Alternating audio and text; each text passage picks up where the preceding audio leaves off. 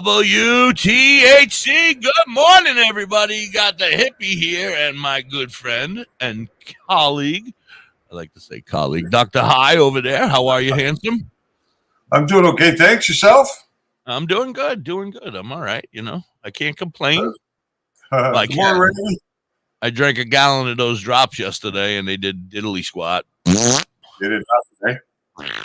Yeah, no, nothing. Well, that's a shame. That makes me nervous about. Good morning, I don't even have the chat open. Hold on, I gotta get over to the chat. Good morning, everybody. Welcome in. Hi, Mr. Slow and Jamie and Facebook users. Good afternoon, everybody. Yeah, that's right. Good afternoon. Did we say good morning again? We might have. Yeah. I don't know. We'll get used to it. Happy high noon. I hope you're waking and baking if you're just getting up. And if you've been up for a while, it's high noon, so get smoking. We're here for the next 2 hours plus, hanging out, bullshitting, talking weed. We will be doing. I hope you have stuff to talk about.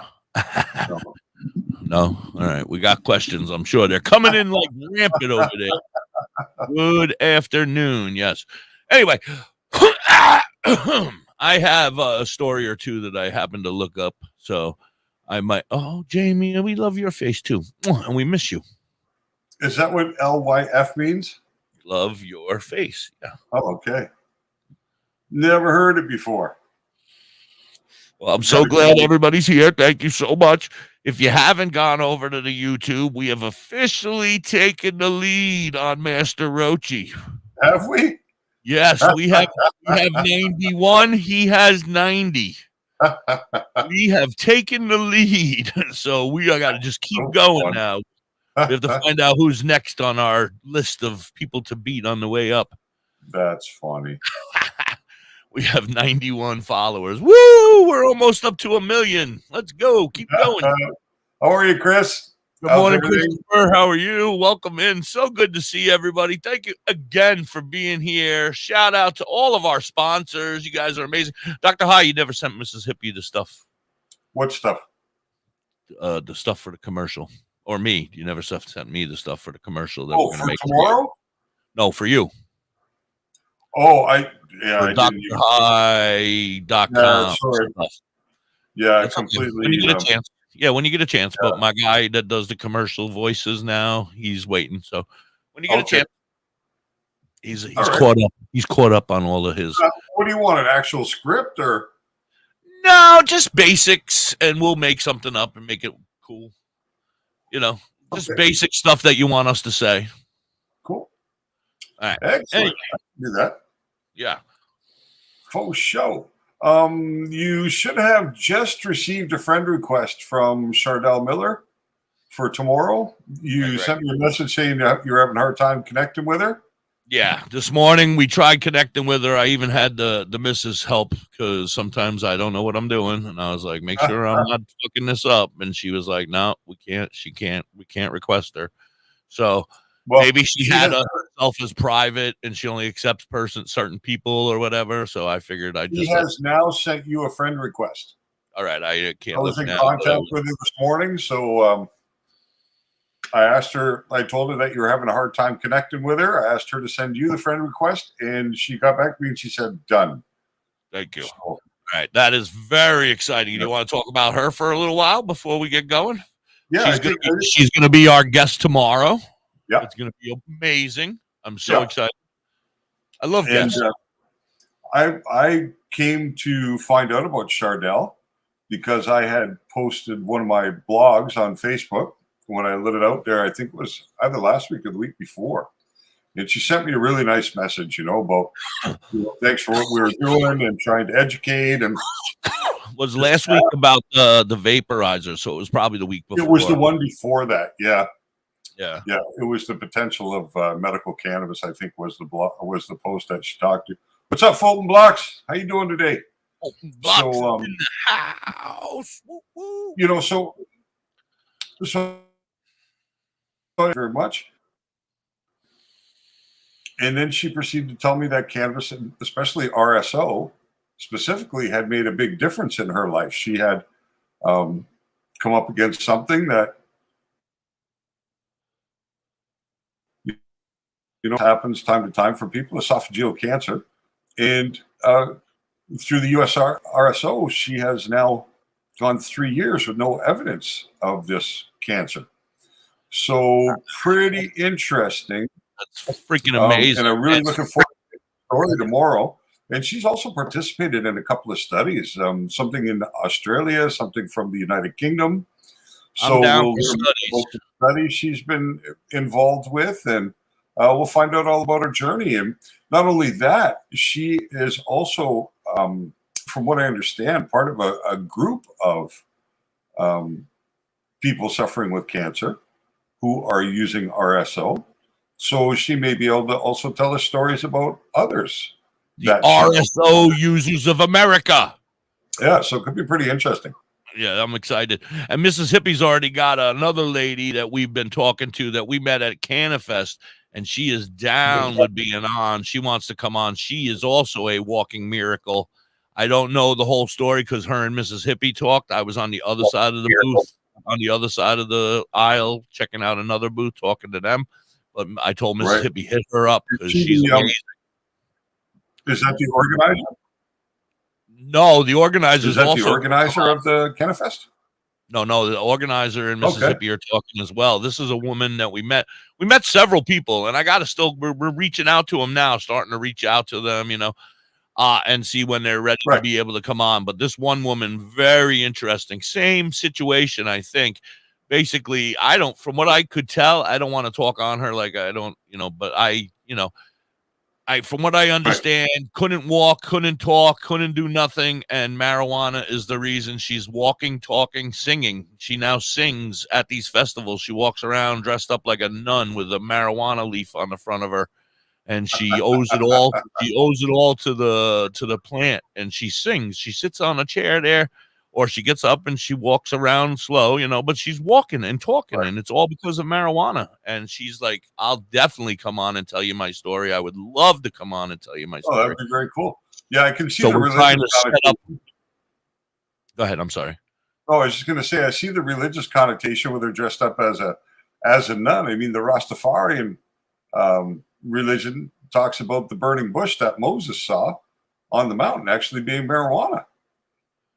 Yeah, I can't wait to have that was the inspiration. So yeah, I can't wait to have her on. She was amazing. My wife got to talk to her. We have so many other people like Legally Lit. You can look them up. They're right over the border in Jersey. If you're a Jersey person, they have a dispensary they have a grow farm across the street from their actual store. And so they are opening a store right on the other side of the border for me. So they said they were going to open it for me. So I can just hop over the border and get my shit. What's that doctor's name? Dr. Harris? Who's coming on with us? Dr. Harris, the amazing and wonderful Dr. Harris is going to be on not tomorrow, Thursday.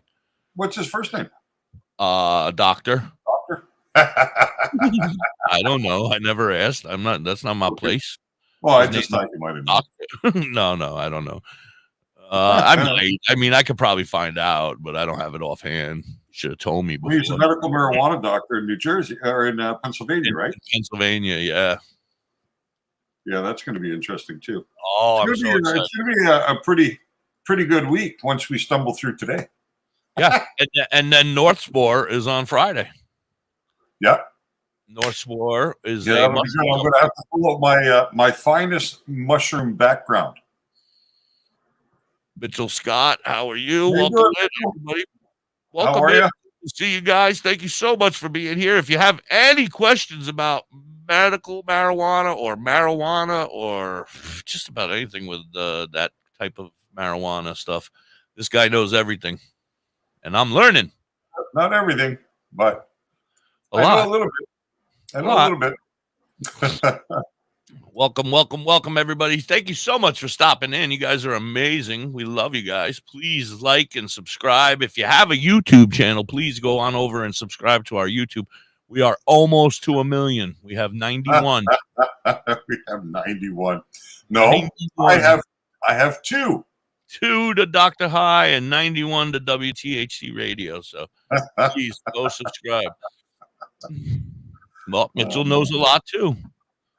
Oh, that's always cool. We love other highly intelligent cannabis folks for sure, because it always allows us to have stimulating conversation about different aspects of the plant. And, we like to talk everything from cultivation to consumption here, seed to smoke. It's all an open topic.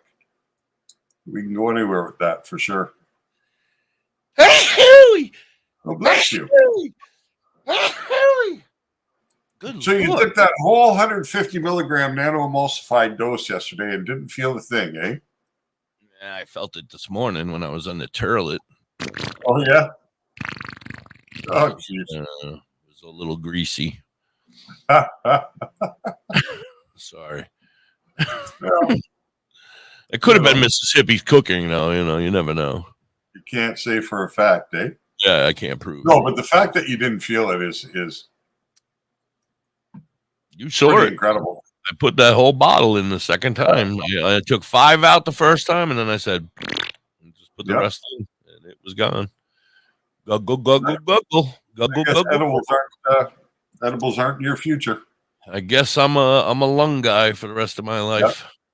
Yep, that'll be your absorption. Well, there's still the rectal avenue. Right, rectal. I've been thinking about that more and more every day. Completely out of luck. Yeah, I'm thinking about that more and more. I'm like, you know what? Put a little tampoon in my asshole, walk around and be high. I'm all right. Little glycerin suppository. As long as nobody notices the little string hanging out of my bathing suit, I'm okay. That's funny. Oh, I'm a freak. What did he say over there? I can't read that shit. It's too small. That's what I'm trying to read. Chris was saying, "Good morning, Lori. How are you? I was checking on your order this morning. It's in production, so hopefully it's going to ship in the next couple of days." Yeah, my CBD is in production too, bruh. Is it? That's it, or it's in the mail? You got a tracking number yet? Yeah, well, they sent me a tracking number, so I guess it's in the mail. Nice. So Chris says he was born club feet, many physical disabilities, so I can really relate to those stories and love hearing others. My family was told I would never walk when I was born. One of the many things I take pride in is doing so many things I was told I would never do. I think some of that to cannabis. See, that's pretty incredible, right? And there's a couple of things, and that's where we can take a lot of inspiration from people with disabilities, because a lot of people do not allow these disabilities to prevent them from moving forward. It's inspirational to see people get out there. I know a guy, he was completely normal, just like I am, until he was just about 40 years old. And then he had a fall and it caused him to break his back. And he ended up being paralyzed from the waist down. And, he doesn't let him show it down. He doesn't let it slow him down. He still likes to go fishing, boating. He travels from Edmonton to Montreal for the Jazz Fest. He gets out. He does things. He stays active. It's really very cool, because you would think, like, if you're born in a certain situation and, it's one thing. It's the same kind of inspiration, right, to see people move forward, but to be complete at one point and then have the loss of something as taken for granted as the ability to walk, right, or stand or do any of that, and still get through and keep a positive mental attitude. I mean, it's just incredible. And that says a lot, Chris, about your intestinal fortitude and your psychological strength. Fortitude, strength. Yeah, the psychological strength that it takes to just move forward. Right? Yeah. Keep fighting. Like exactly. Just keep going. Just keep going. Absolutely. Lori, I sent you an invite, you dipshit. Just join the invite. Yeah. You can come on the show, Lori. Why not?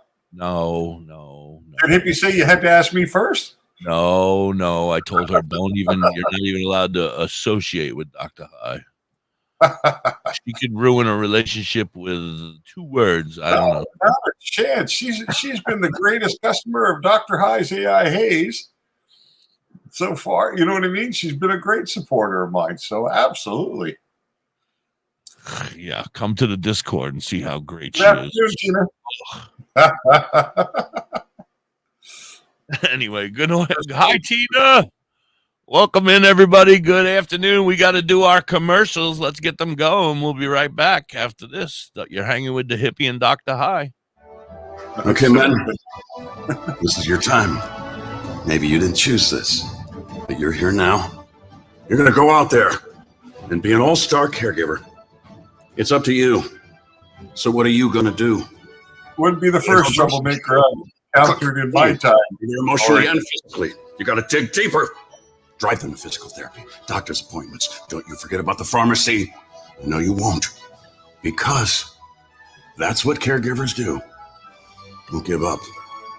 Don't ever give up. This is your time to show the world, your family, and yourself that you're tougher than tough. Now go out there and be the best caregiver this world has ever seen. Caregiving is tougher than tough. Find the care guides you need at aarp.org/caregiving. A public service announcement brought to you by AARP and the Ad Council. Hi, I'm Danica Patrick and proud aunt. Watching my nieces grow, play, and learn is amazing. But not every child gets to be carefree. 1 in 6 kids in the U.S. are hungry. 1 in 6. That little girl sitting alone at the playground, she can't play like the other kids. She doesn't have the energy because she's hungry. School lunch will be her only meal today. It breaks my heart that this is the reality in our country, but it's something that Feeding America is working to change. Each year, the Feeding America network of food banks rescues billions of pounds of good food that would have gone to waste. This food is then provided to families and children in need. Being a kid should be about using your imagination, learning, and having fun. These children shouldn't have to miss out on simply being a kid because they're hungry. To find out how you can help end childhood hunger in your community, visit feedingamerica.org. Brought to you by Feeding America and the Ad Council.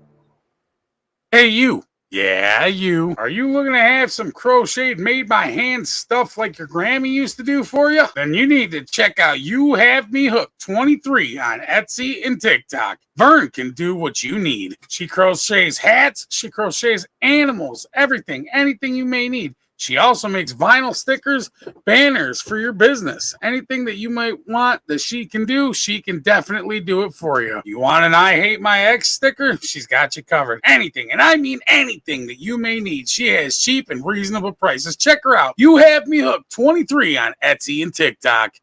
They buy bottled water. Holistic Health Water has certified medical grade water ionizers that make 7 types of water, including healthy alkaline.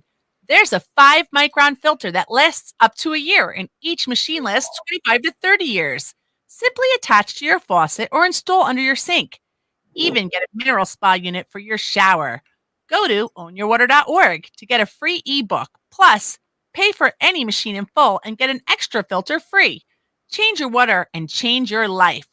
Ownyourwater.org. Oh, yeah, baby. Smoke Sticky, and you're blazing with THC Radio on Live 365 and tune in. Happy 420 somewhere.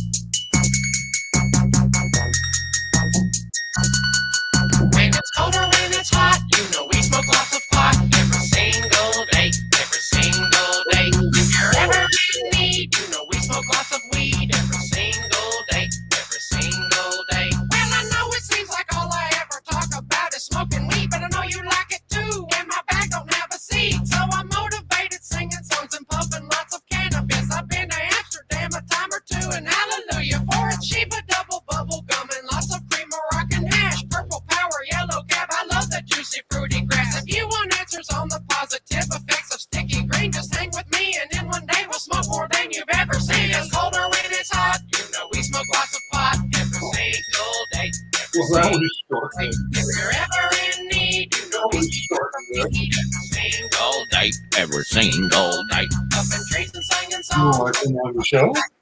Every single day. You want to come up? So if you're stopping by, you can win them getting high every single day, every single day. And if you're happy and you know it, clap your hands. If you're lifted and you know it, clap your hands.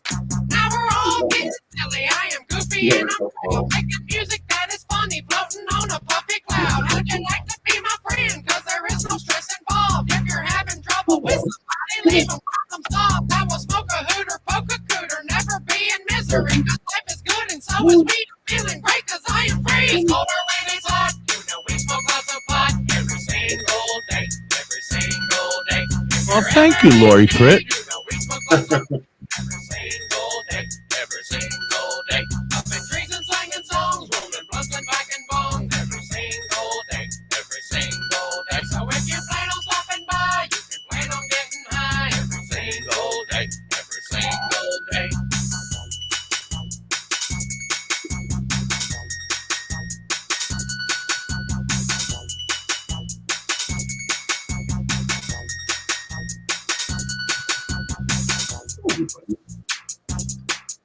Every single day, every single day, every single day. WTHC, we're back. You're hanging with the hippie and Dr. High. We got an exciting week coming up. We got say it again, Shardell Miller. Shardell Miller. Yep. Dr. Harris. Dr. Harris and North Shore Spores. Yeah, it's a Could be a good three. very exciting week. I'm excited. Do you have anything for us, Dr. High, or should I go to my story? I have a story or two up there. I got something I was going to get to yesterday, but we didn't get around to. Okay. But I will pull it out now because I thought it was really quite interesting. So this is an article from the 17th of August, 2023, out of Ohio. And the article is by Normal, which is the National Organization for the Reform of Marijuana Laws. Great organization, done a lot to fight for the legalization. Shout out to Normal for a very long time. I mean, they're not new to this bandwagon. They've been fighting this for 30 years or more. You know, that organization has been around a long time. So the article title is an analysis. It says healthcare insurance premiums decline following the adoption of medical cannabis legalization. This out of Bowling Green, Ohio. Medical cannabis legalization is associated with reductions in the average cost of individual healthcare premiums, according to data published in the International Journal of Drug Policy. A team of researchers affiliated with Bowling Green State University in Ohio and Illinois State University assessed the impact of state-specific medical cannabis legalization laws on individual health insurance premiums. Investigators compared trends in premium costs in states with and without legalization over an 11-year period. So from 2010 to 2021, that was the data that they used, the data set. It said they reported that prices for individual premiums fell in medical cannabis states as compared to jurisdiction where marijuana is illegal. Initial concerns about medical cannabis legalization leading to increases in medical care costs, which would be reflected in higher insurance premiums, appeared to be unfounded, the authors determined. Starting 7 years after medical cannabis legalization implementation, we estimate a sizable and statistically significant reduction in annual per enrollee premiums of about $1,600. Reduction. It says the study's authors further estimate that if medical cannabis legalizations were enacted nationally, conservatively, we could expect to see a savings of at least $16.8 billion in healthcare costs simply due to the fact that marijuana is accessible and legal for medical purposes. Investigators concluded, in this study, we provide evidence of a statistically significant reduction in individual market premiums starting 7 years after the implementation of medical cannabis laws. Because of the pooled nature of insurance, the lower premiums benefit cannabis users and non-users alike in medical cannabis states. Our results are important as healthcare expenses, including health insurance premiums, have been growing faster than inflation and compromise an increasing share of a household's budget. So imagine that. $1,600 goes a long way every year to buying groceries, to Or medicine. paying for fuel, to paying for medicine goes a long way. It says the study's findings are consistent with prior analyses showing that medical cannabis implementation is associated with a reduction in Medicaid costs. Other studies have shown that legalizing medical marijuana access is associated with significant reductions in the patient's use of opioids and other prescription medications. Oh, That, and that's a study that's been conducted by two well-known universities.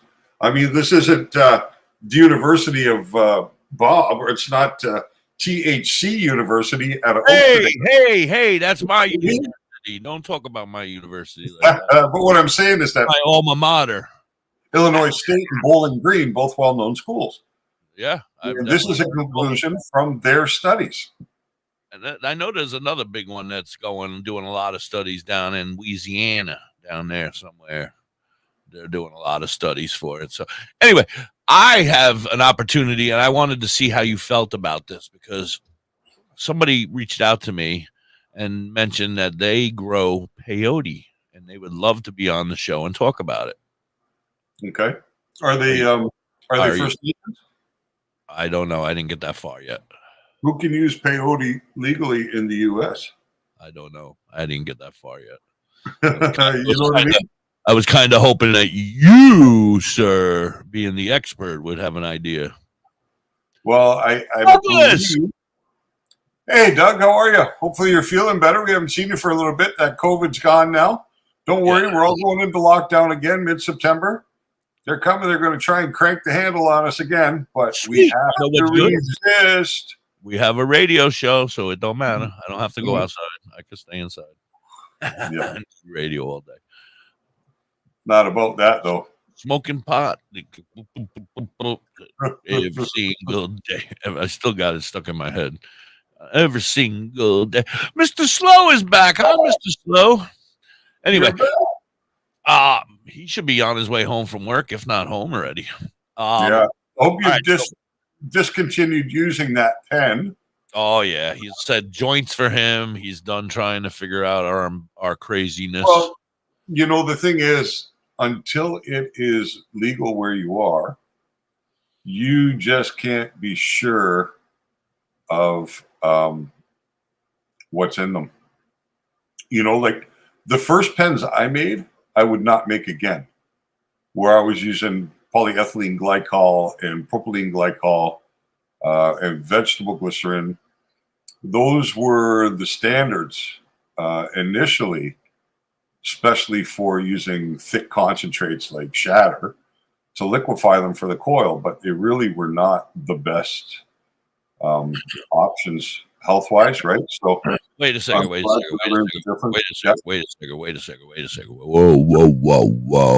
Whoa. So I am a vapor, and I think a couple of those things you just mentioned are in that stuff. Well, definitely propylene glycol and vegetable glycerin. See, propylene glycol is what carries the flavor. So propylene glycol gives the flavor, and vegetable glycerin gives you the cloud, right? Because a lot of people vape simply because they're into the fucking cloud. I am. You know what I mean? That you exhale. So if you remove the vegetable glycerin, the cloud isn't quite as significant with just propylene glycol. Now, because I was using cannabis concentrate, I had to use what they call polyethylene glycol, or PEG, because that has an alcohol component to it. And that alcohol was what allowed the concentrate to become emulsified through the whole oil, right? So I had to add something extra than you would find in your regular vape juice that you buy at the smoke shop, right? That's a nicotine carrying vape juice or whatever the course may be. So yeah, but it's really, you don't know what people are using in these pens. There was a lot in the news a year or so ago about people becoming hospitalized from vaping with these issues with their lungs. And that was because people were using vitamin E acetate as the carrier oil inside the vape pens.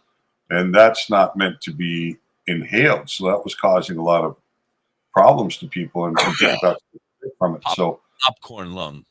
yeah, so you have to be super careful with that, what's in it, right? So yeah, better to stay away for the moment until you can find that on a, like, I don't know if you ever get into the continent, right? If you get over to Spain, or if you holiday in Ibiza or someplace like that, because it's very common for people in the UK to take their holidays in Europe because it's just so easy to do, right?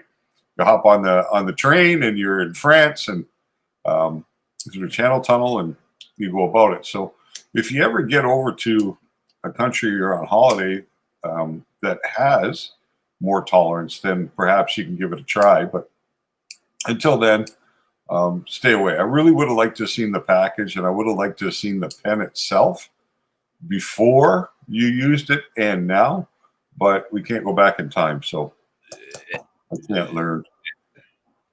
Doc, my mom has neuropathy and is allergic to pain medication. Might be a great candidate for RSO, Lori. Might be really good for that. My stepdad has neuropathy also in his feet. But he's also been battling Hodgkin's. He just had his maintenance chemo dose the other day. So he's been going through it, and cannabis and RSO has really helped him. And he's had a rough time with this treatment. It's been very difficult on him. It's taken his energy away. He's been quite ill, suffered a lot of pain. But he has been using cannabis all the way through, gummies, RSO, and it has made a difference for him. So, so that's what you can try with your mom. I don't know if Barbara Ann is much of a smoker, though, so we would have to, she's RSO is an edible. Yeah, well, she's an older woman, so we definitely want to help her, understand what she's doing. So, but Lori's only 23, so her mom could be like 40. She's in her 40s, yeah, but yeah, she's getting older, like us. Yep, that's it. But that's what I would think. You could even try, Lori, for your mom, a little bit of that distillate that you like to eat. Not quite the same as RSO, because the distillate by nature has been stripped of a lot of its components, but it is THC, so you can see with a small dose of the distillate whether your mom experiences less pain or not, and that might be a clue to it being the right direction. And then basically what you want to do is go into the RSO so that you get the additional benefit of the CBD and CBN and CBG and all the other components there. Yeah, what's up, Hippie? See those 3 little letters that she wrote right there? No. BRB. Oh. Be right back. So I thought that was... We're talking, buddy. She's not here. She's not here listening. So we'll have to tell her again when she gets back, I guess. What are you rolling, Raggy? What are you smoking today? What's the strain of the day? You don't know. He gets a bag. It's clear. He sees through it. It's green. He smokes it. I'd sure love to see what the street quality is over there. Oh, Lori. See, now she's back. I'd say you're back, but you missed the whole conversation. You'll have to ask that question again tomorrow. Yeah, or you'll have to go back and watch it again. Rewind. Got to go backwards. Yeah, well, we're live, so you can actually go back a couple minutes and then catch it back up if you want to. Well, I hope you're on the rebound, Doug. The leg infection, COVID. That's rough, eh? That's the thing about life is you just bounce back and forth. Like things can be going great, and then something pops up and it throws you off track, and you got to recover again. To get going, and then all of a sudden something sets you back, and then you get going again, and then but you just got to soldier through. They make you sad, after a while. Too many of them setbacks, But you know what? You can really recover from anything, right? A little bit of time, a little bit of intestinal fortitude, and you can get where you need to be. I don't know. It's green and it gets you high. Is it pretty? Like when you look at pictures, Raggy, of cannabis in magazines and on Facebook, is it pretty like that? Or is it, I mean, how is it over there? Pale green and gross. Send us pictures. It doesn't look bad. It doesn't look, I don't know. It doesn't look, I don't know. It looks fine, I guess. Well, the problem with the UK is, Well, there's problems with the UK, but well, the problem is you got an extremely short grow season. no sun. Yeah. I mean, it's a challenge right over there. So I don't know whether the product there is coming in from other countries or whether they're doing underground grow or whatever it is. So I just please get you everything in life. I just got a friend request from a seed company in the UK. I accepted. So yeah, be interesting. Underground seed company in the UK. Well, I mean, but seeds are really like in this weird zone, right? But if you get seeds, you have to get them from somewhere, Dr. High. Yeah, you do. But I'm just saying that seeds are in this weird category because in order for them to prove that they're marijuana seeds, they have to actually plant them and make them grow. And then they're in trouble for growing weed. Yeah, and they can't legally do that to see whether there's any THC, right? And it's a pretty long process. We busted you with your seeds today. We'll come back and charge you in 8 months when the plant's been harvested, and we can determine the THC content. And we've smoked it, tasted it, and made sure that it was THC and not CBD. Right. Hey, you know, when I was about 15 or 16 years old, I had a little girlfriend in high school, and she was babysitting. So she said, well, the lady doesn't mind if you come over while I babysit. It's all cool. Come on over while I'm babysitting. I remember those days. So I went over, and Lori had hash broken up on top of the stove. Lori was there? Well, not that Lori, but hi, Chardell. How are you? There's our guest for tomorrow. Hi, Chardell. So nice to meet you. So Lori's got the hash broken up on top of the stove and the knives in the eye. We're going to do some hot knives. So I said to her, I said, the car's still here. Is that okay? And she's like, oh, yeah, that's okay. It's no problem. She doesn't mind. So we do a hot knife, 2 hot knives. And then I see a police officer walking by the door. Like a Sandwich West police officer from the place where we live, walking by. So I'm like, Lori, there's a cop outside. And she's like, really? Yeah. She's like, oh, what's that all about? Then the next thing you know, the door to the house is open and this cop's walking in. And I'm fucking like, Lori, get rid of that shit. And she starts laughing at me. The cop comes in. He says, oh, hi, Lori, how are you? Let me get one of those. Boom, took the hot knife right there. It was the lady's boyfriend. Scared me to death. I was just a kid. Yeah, I would have been scared to death too. Yeah, freaked me right out. Wait a minute. There was a cop doing a hot knife? Yep. That's illegal. In uniform. That's illegal. And it was probably like 1983 or something like that. 1983 or 1984. Oh, all right. Chardell, why are you sorry? Don't ever be sorry here. Yeah, no reason to be sorry, Chardell. We're really happy to have you. I'm the one that makes all the mistakes. It's me that's sorry. So we'll go back to Lori here for a minute. Are you with us still, Lori? I don't have to put everybody through it more than twice. Lori, she's here because she just wrote, I had a cop come to my house and smoke with me. Oh, okay. Yeah, I have since smoked with police officers, but at the time, no.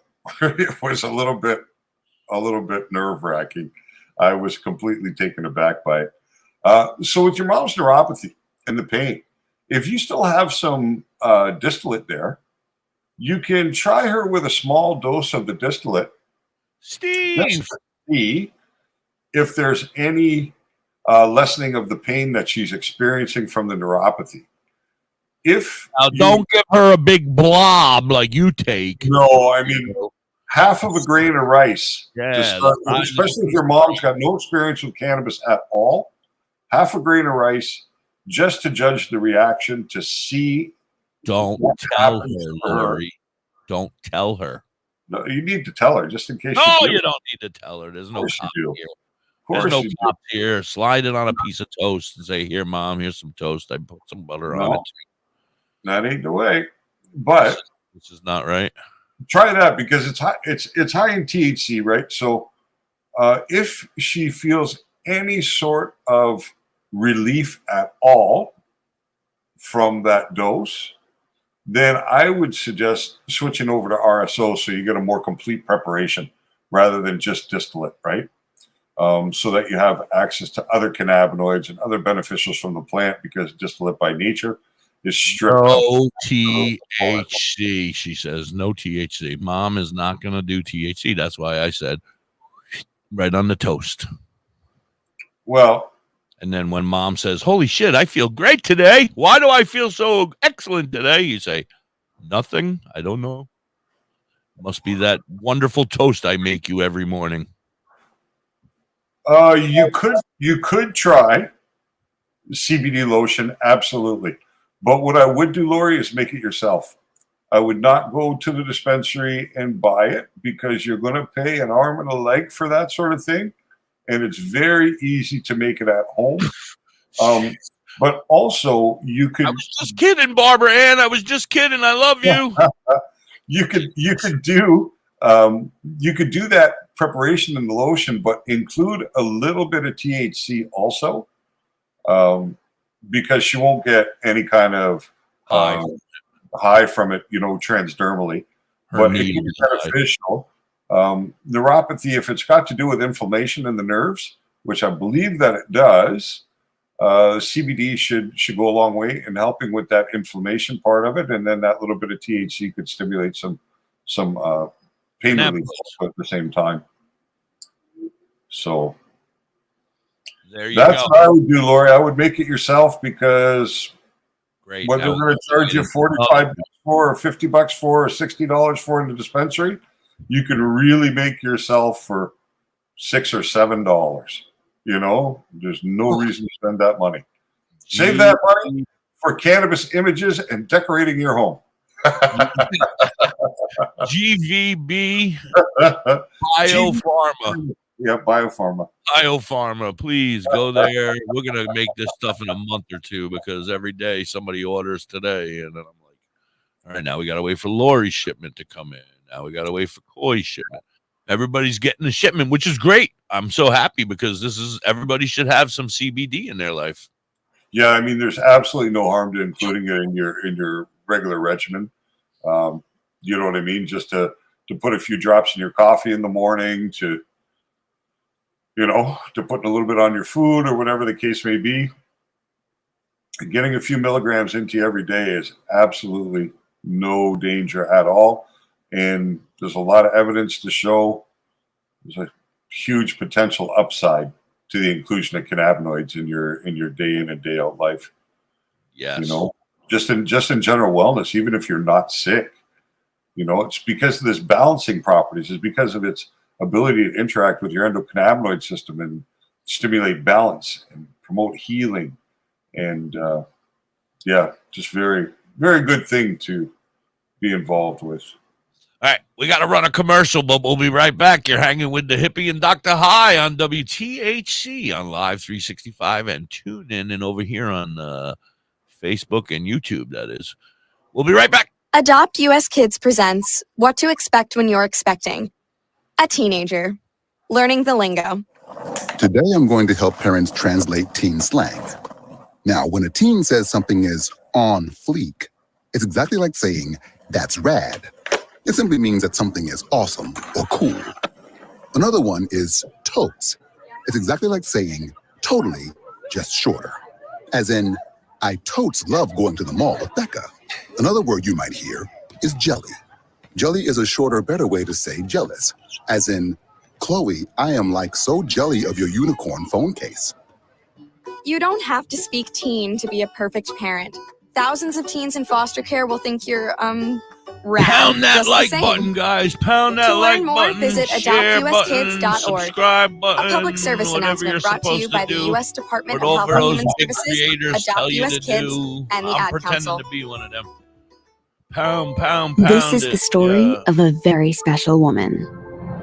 In a matter of seconds, she turned herself into a great mathematician or an entrepreneur. Her knowledge was limitless and still is. Nice, Lori. She could also make monsters disappear, especially those that lurked in the shadows under the bed. I guess Once, car this trucks woman put shouldn't back go together a underneath teenage bridges. girl's broken heart, which had been all the time. in pieces, just by giving her a bear hug.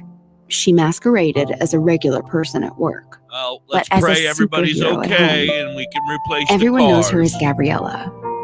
I still call her Mom.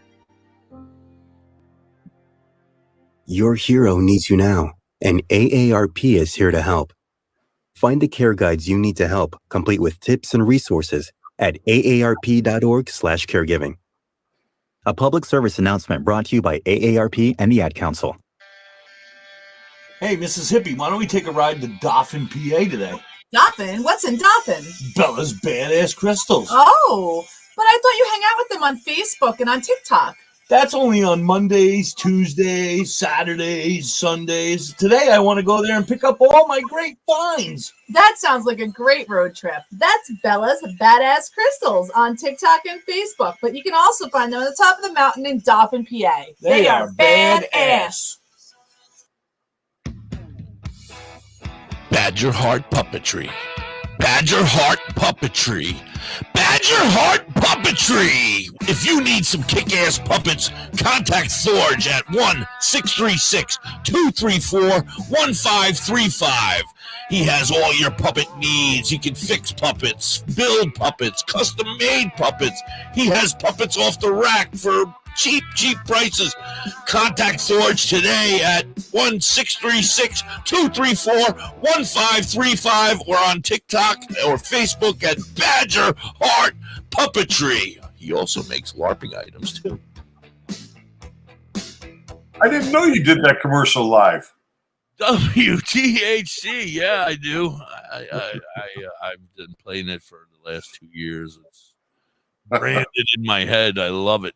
It was my first commercial I ever made, so I can't get rid of it. I think he's stuck with it forever. Even if he doesn't sponsor me anymore, I'm just going to keep playing it. 'Cause I love him anyway, and he's a great puppet maker. And he did not make me, though. He's making me a new one now. Okay. So in the future, there'll be a new hippie here, I think, that's going to look a little more like the big guy over here. Some gray hair. I know. It's tough because, well, I don't know. We'll figure it out. Anyway, welcome back, everybody. You're listening to the Hippie and Dr. High over here, hanging with the Hippie and Dr. High on WTHC. I want to thank everybody out there on Live 365 and TuneIn, and of course, everybody hanging out over here on Facebook and YouTube. Thank you so much. Please pound that like button and the subscribe button and whatever else those dudes tell you to do. I don't know, but I need you to do that shit too. We're trying to we took the lead on Master Rochi. A fantastic show, by the way. If you guys haven't checked out his show, and Princess Kate or Queen Kate and Master Rochi, they do a show Mondays and Thursday evenings, I think. Monday and Thursday nights. Absolutely, they are fantastic. We love them. They don't even know I'm in a competition with them. They're just we both started our YouTubes at the same time, and he took a big lead. Like, we're in trouble. But we've caught up, and I enjoy watching their show. I try to catch it every day, every time I can. That being said, back to you, Dr. High. I was just looking at your license behind you. Does it say WTHC-D8? DB. Oh, DB. I was going to say, isn't that funny how it said D8? No, DB, Digital Broadcasting. Oh, okay. I thought it said D8. I was going to be like, Delta 8. Isn't that bizarre? Isn't it ironic? Don't you think? I love Lana Morissette. That album was incredible. Oh, I love her. Yeah, she was gorgeous too. I kind of had something for her. Oh yeah. Yeah. I got to get the boy to help me put the new tapestry up. I can't be climbing up on the table and taking all that shit down. It'll all the What do you table. got for a tapestry? Lori got one that says "Welcome to the Shit Show," so I'm gonna hang it back here behind us, and then redecorate. But Nice. It's a lot of work. This woman thinks that I can just take all this stuff down. I got puppet hands, man. I can't do all that stuff. I can barely hold the camera. You can just hang it all over the top, and nobody will know what's behind it. Right. I could just cover it all and just screw it to the ceiling and let it just dangle down. I've always wanted to do a room in my house that was like the inside of a Bedouin desert encampment, a Bedouin tent, right? To be able to hang fabric from the walls so it's all draped like a tent in the ceiling and the walls. Yeah, I've seen some up with a low table and all the cushioning. Hookah. Have you hookah? Yeah. It would be an awesome place for your 420 enjoyment, a place of relaxation. Well, now they're going to come. All houses in the future will have those kind of rooms because everybody will be smoking weed. So you'll have your smoking room now. It'll be no longer the frog, the family room above the garage. It'll be the smog, the smoking room above the smorag. I built above the garage. When my children were young, I had a room that was in my garage. So it was more like a cold storage, right? But it was a room outside of the house, but in the garage. So I had the steel door into the house from the garage, but this room was on the exterior. And I decided it was the ideal location for a smoking room because it kept the smoke away from my children, right? I was out of the actual house. Sure. So I had a local head shop I used to go to that had been really decorated in a cool way by an airbrush artist named Sans, because it was in Quebec. He was French, young kid, 20 years old maybe at the time. So I tracked him down through the store. I said, how do I get in touch with this guy who paints all the walls in your store and everything? They put me in touch with him, and I made a deal with him to come and decorate that room. So we settled on a price. I don't remember the dollar figure, but it also included a half a pound of weed. Oh. So, yeah, you had to give him? I had to give him a half a pound and some. I don't remember whether it was just the weed or whether I had to give him money too. Yeah, but, some more money, whatever. But he was pretty happy with the half a pound of weed to do it. Yeah, and he was just a young guy, right? And he came in and he created the most incredible paintings in this room. He did one wall, so it looked like you were in Hawaii, right? You'd have the mountains. Dr. High. I need to interrupt you. Yeah. Do you have pictures? No. Well, maybe someplace we do. Yeah, someday I would love to see them. Now, go ahead. Now you can explain. I want to see them. I mean, you got to take pictures of that shit when it's your school. Well, I'm sure we did, but I think back then we were using Polaroid cameras and all those. It was that many years ago? 1997, 1998, maybe. You know what I mean? 97, 97. Hold on. I got to freaking remember what 97 was. All right. 97. All right. I was just getting ready to have a baby. Well, just getting ready to meet my future wife at that time. Well, that's it. This was shortly after my daughter was born. So he did the one wall. It looked like you were in Hawaii, right? But there was a hut on the beach leading down to the ocean, and it was all done in this perspective. So it looked like you were standing in the ocean looking back towards the beach house and the mountains and the trees. Really cool there. He did another wall that was all like just one big field of cannabis plants, like a whole field of them right into the wall. And then he did a third wall that was like something out of Lord of the Rings with all the skulls and the weed plants and these cracked rocks. And like the landscape was like a Lord of the Rings landscape, but it had weed and skulls and all these other things mixed into it. It was just an amazing room. I had all my shelves out with all my smoke. How big of a room was it? Like a 10 by 10? Was it a 5 by 8? I'm going to say it was probably like 8 by 12, maybe.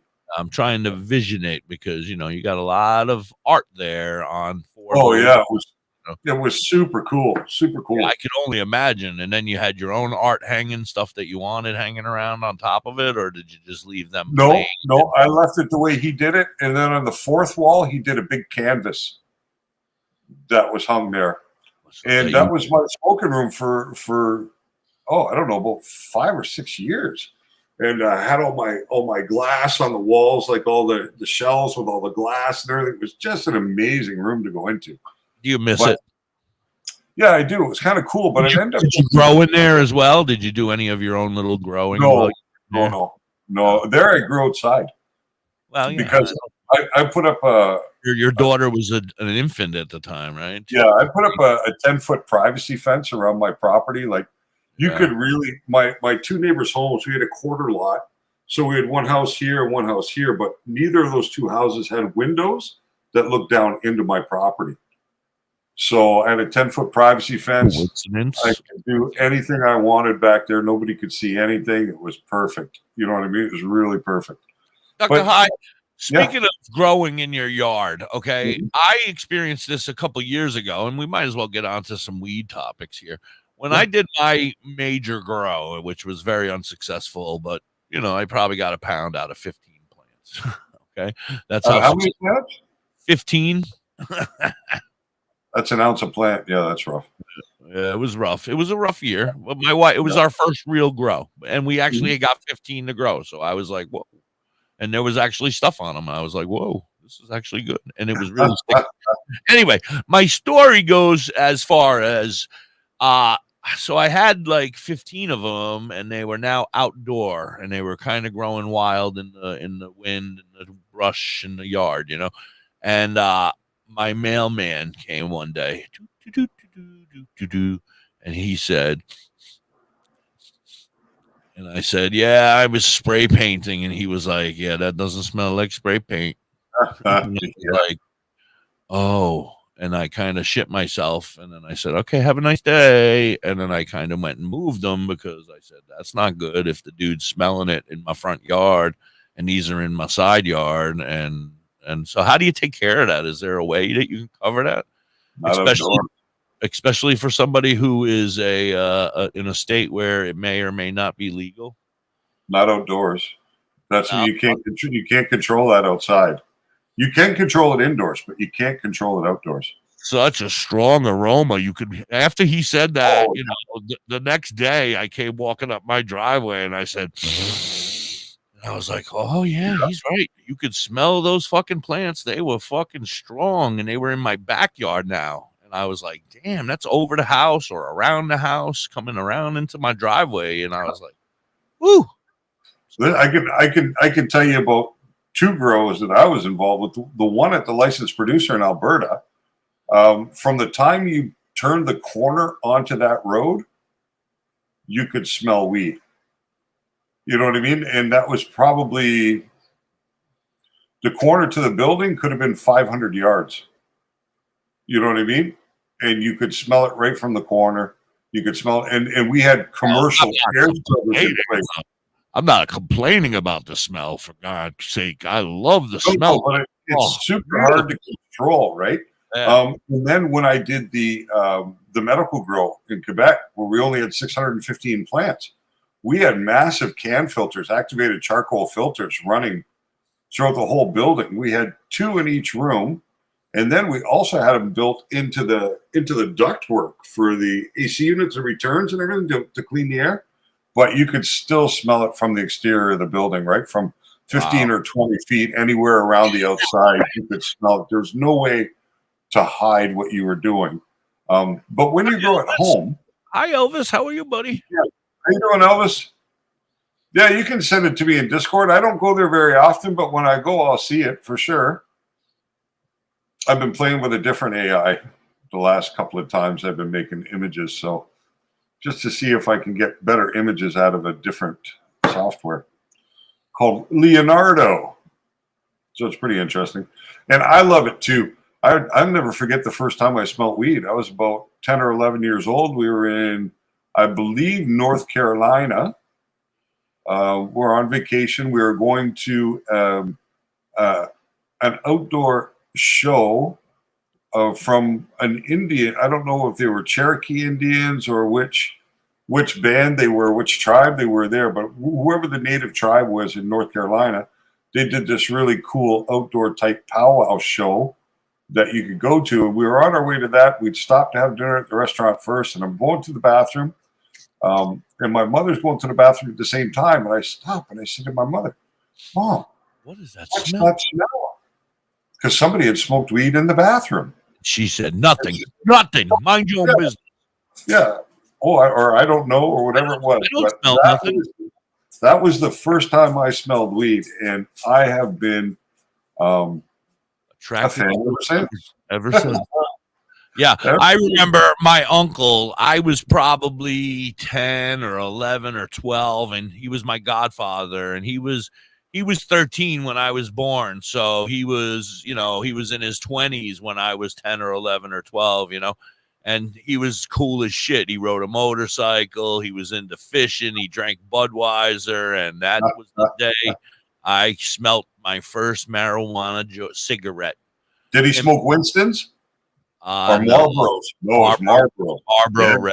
Yeah, Marlboro Red. Rolled up in his T-shirt, white T-shirt, rolled up on his sleeve. This is the mid-70s. Yeah. No, I guess very early 80s. And I remember him and his buddy were sitting on, and they set me up over here in an area a little bit further away from them where I was going to catch the big fish. You're going to get the big fish, boy. Go over there and stand over there and fish. And then they sat on the back of their truck with their beer, and they were handing out something back and forth together. And I didn't know what they were doing, but I smelled something, and I was like, I love the smell of that. That is smelling good. Phone's ringing. You got to go? I can put you down. Not really, but it's the place where I went to interview for the job on Friday. Oh, you should answer. Answer while you're on. We'll see if you got the job. No, I'll call him afterwards, but I'm not going to take it anyway. I know. That's why it was just for my own shits and giggles, right? Well, you wanted to practice because you got some other interviews in the future. You're moving. Exactly. How's the move thing going? Have you settled on a place yet? Or are you still stressing? No, I had the lease was emailed to me this morning. For my perusal on the one that your daughter went and looked at. Yeah, the small one, but very cool location, very perfect for everything else. Yeah, I mean it's a good location. The building is new.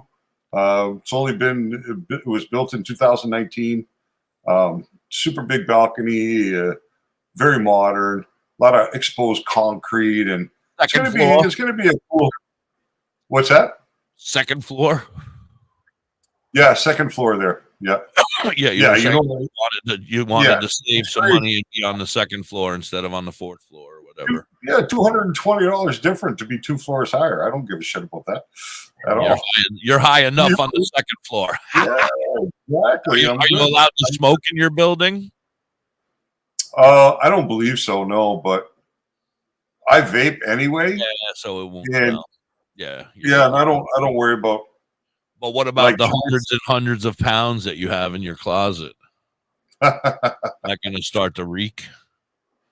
I have the technology to hide. I run a grow room air filter in my house all the time. It's always running. I haven't shut it off. Do you have plants growing, sir? Do you grow your own little bit, like 2 or 3, just for yourself? Not this year. I was going to this year, but then the talk started coming up about. I'm starting to get a little concerned about my plants, sir. Why? Only because it doubled in size again, but only right there on the top.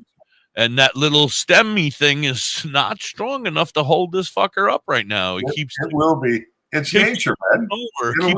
Over. I'm like, stand up, please, stand up. Well, if you're concerned, you can just put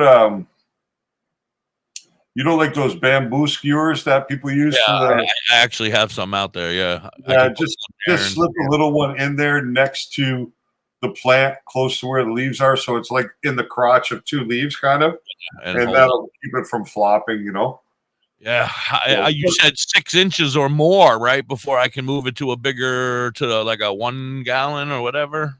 Yeah, you want it to get a little bit of strength first, so you'll want the plant to be like that before you transplant it. You know, and Yeah. you're in a red cup, right? Right now, I'm in like a little Dunkin' Donuts paper rippable cup. It's like, Yeah, exactly. So you're just gonna like a Dixie cup. Yeah, you're just gonna pop that thing out right into the next piece. I'm not even gonna pop. I'm just gonna rip the paper right off and cut it right. I mean, unless it pops. But I think I have some mulch at the very bottom. So, okay. Because when I did it, I put a little mulch in, then I put some Searle, and then I put some more mulch in, and I put some Searle. Right. And now Mrs. Hippie's going to go get me the real dirt for this when we transfer it over. Yeah, not from the front yard this time, you mean?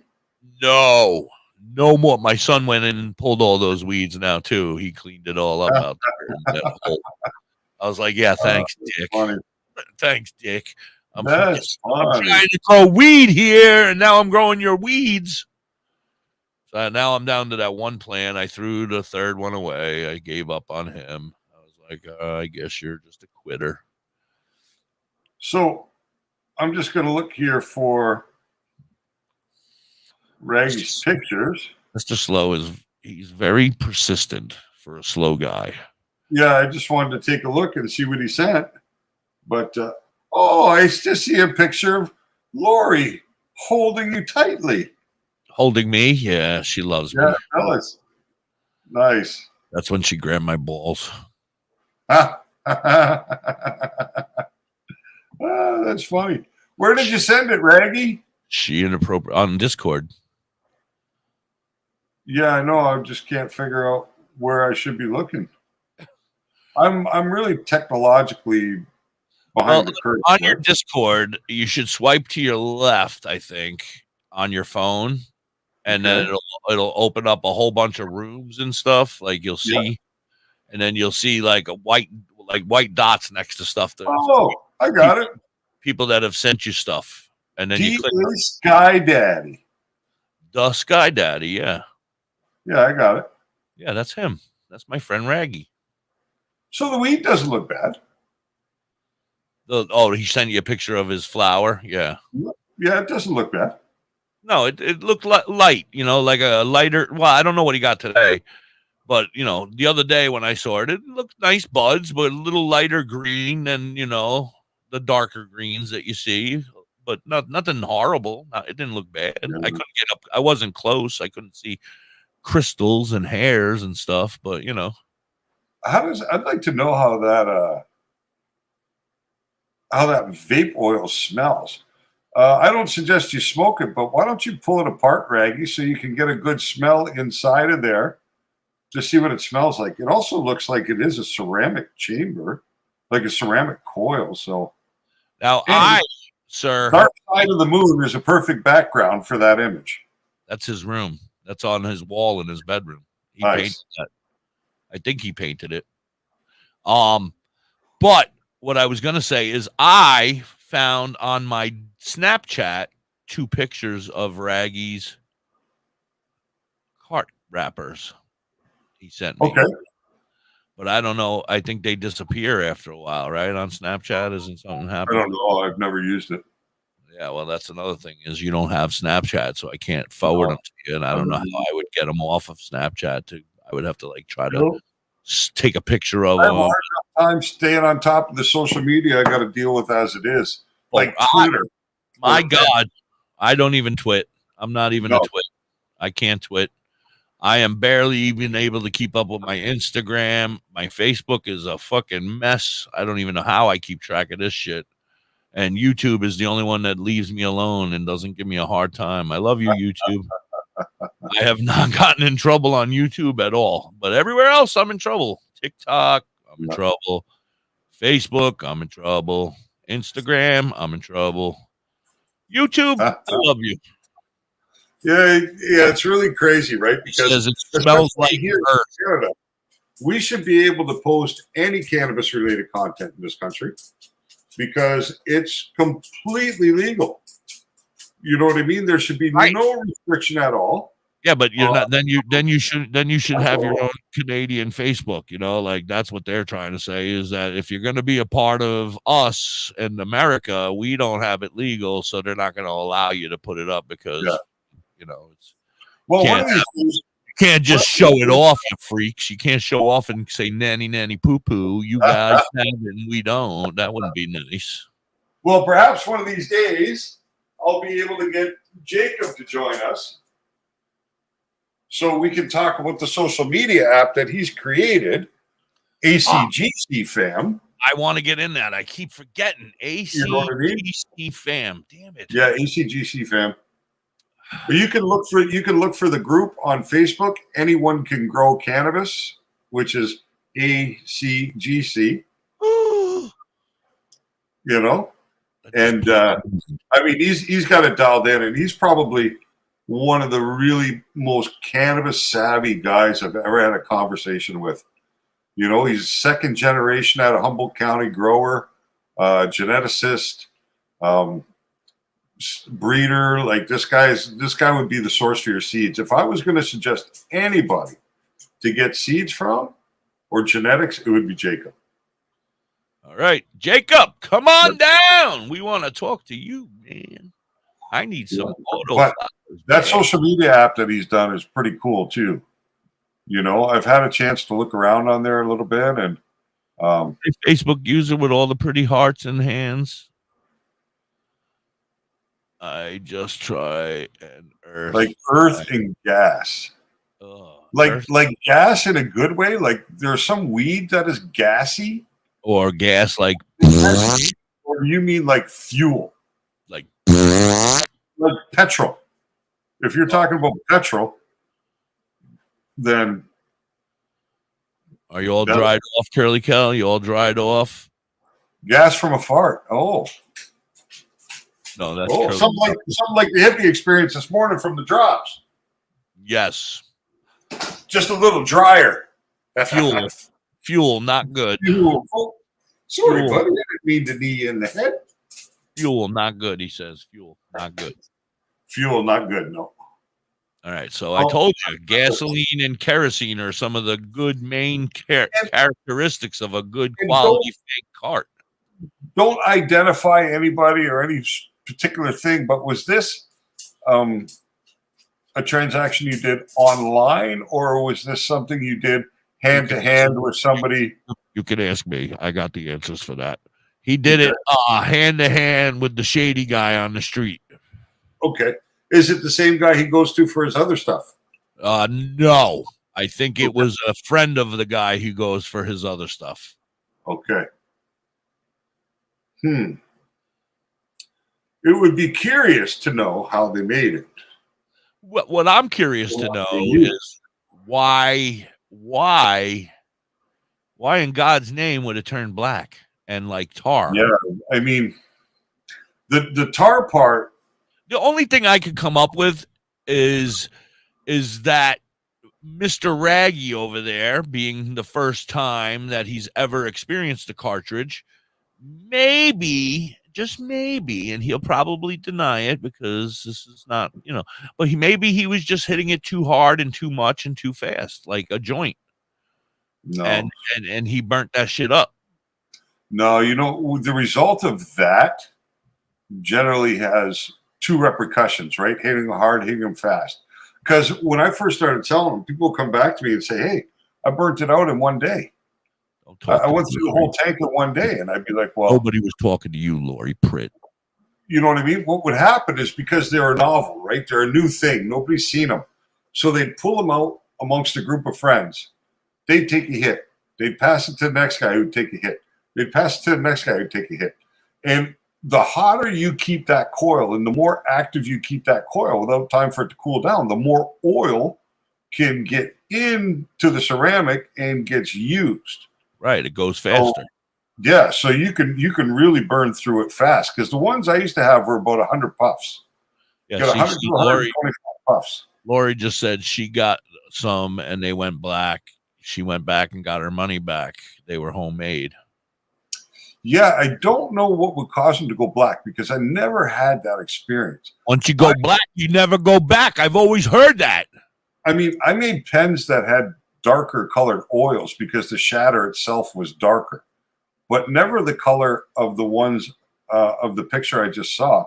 And I've never seen it change from its initial color inside the cartridge to turning black.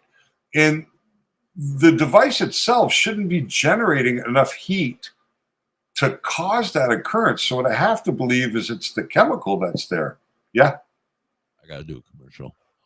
Oh. We'll be right back. You're hanging with the hippie and Dr. High. He'll finish his statement after this commercial. I won't remember it. I already forgot it. I was going to remind you, and I forgot already. Badger Heart Puppetry. Badger Heart Puppetry. Badger Heart Puppetry. If you need some kick-ass puppets, contact Forge at 1-636-234-1535. He has all your puppet needs. He can fix puppets, build puppets, custom-made puppets. He has puppets off the rack for cheap prices.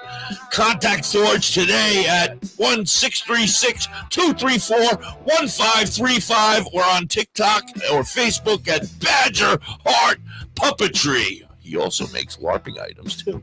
Hey, you.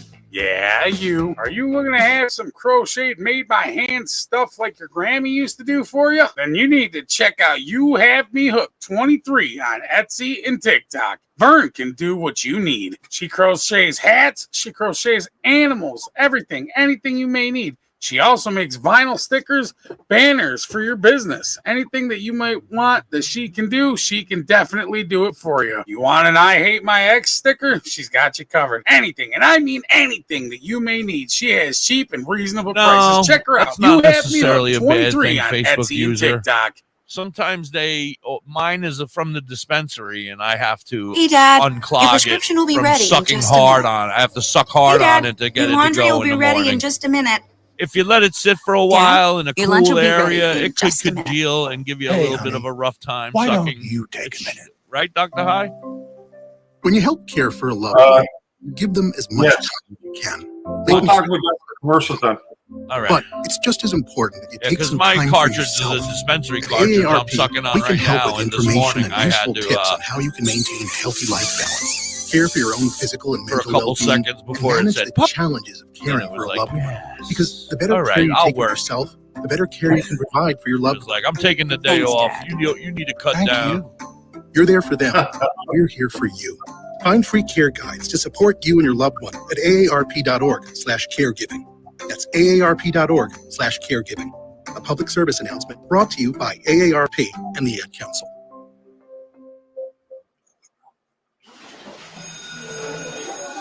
All right, class, let's hear what everyone did this weekend. Jill? Well, I raised my older sister to a big oak tree. It was at least 100 years old. My mom said I must have set a record or something. And then we went down by a stream and perched up on this huge rock. Problem already. Little There- minnow yeah, swimming there it around is. way below us.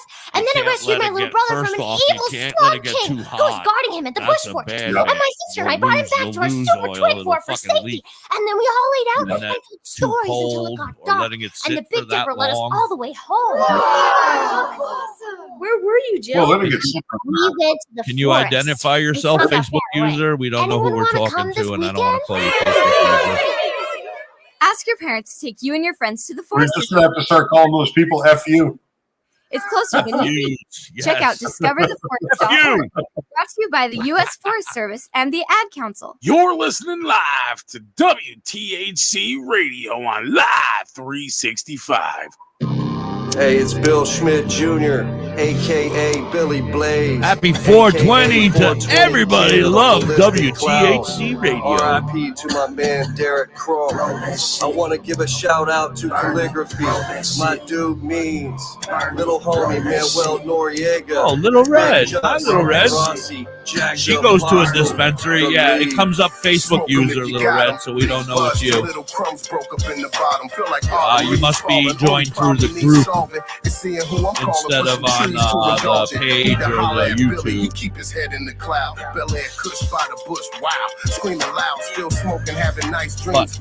Yeah, we'll talk to you about that right after this song.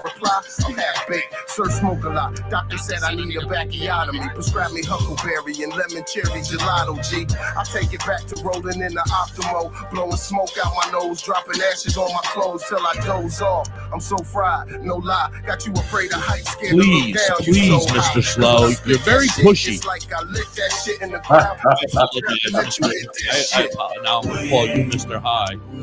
I apologize. Just don't send me any surprise pictures. Oh, you're sending your dick pics again. Okay.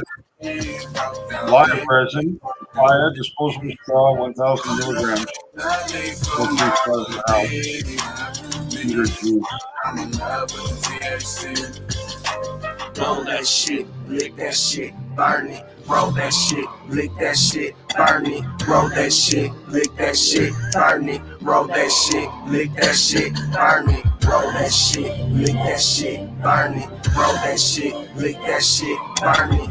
Roll that shit, lick that shit, burn it. Roll that shit. Can't keep up with all the licking and the rolling and the burning. Got sunshine in my pocket on a Sunday stroll. Homie got the rap, give me the sack. Let the good times roll. Therapy, earth, body, and soul. World, give me beef. Bel Air Kush, give me mental control. L lit back roll. 5 hats told. The studio we roll. Bring relief. We the music. All I need to know. Healthier than hip hop. Mother, give me herbs to fill spot.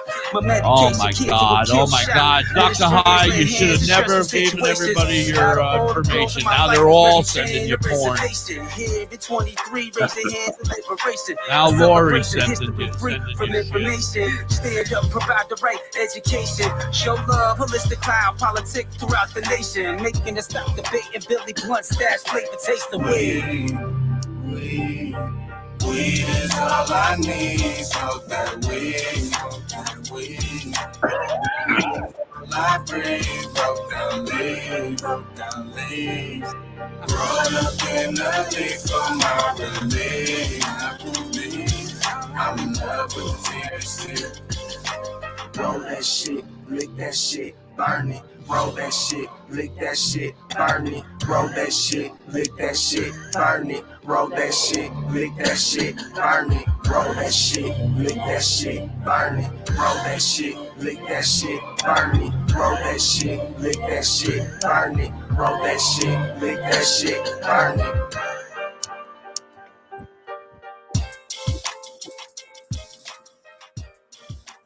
I have seen your boobs.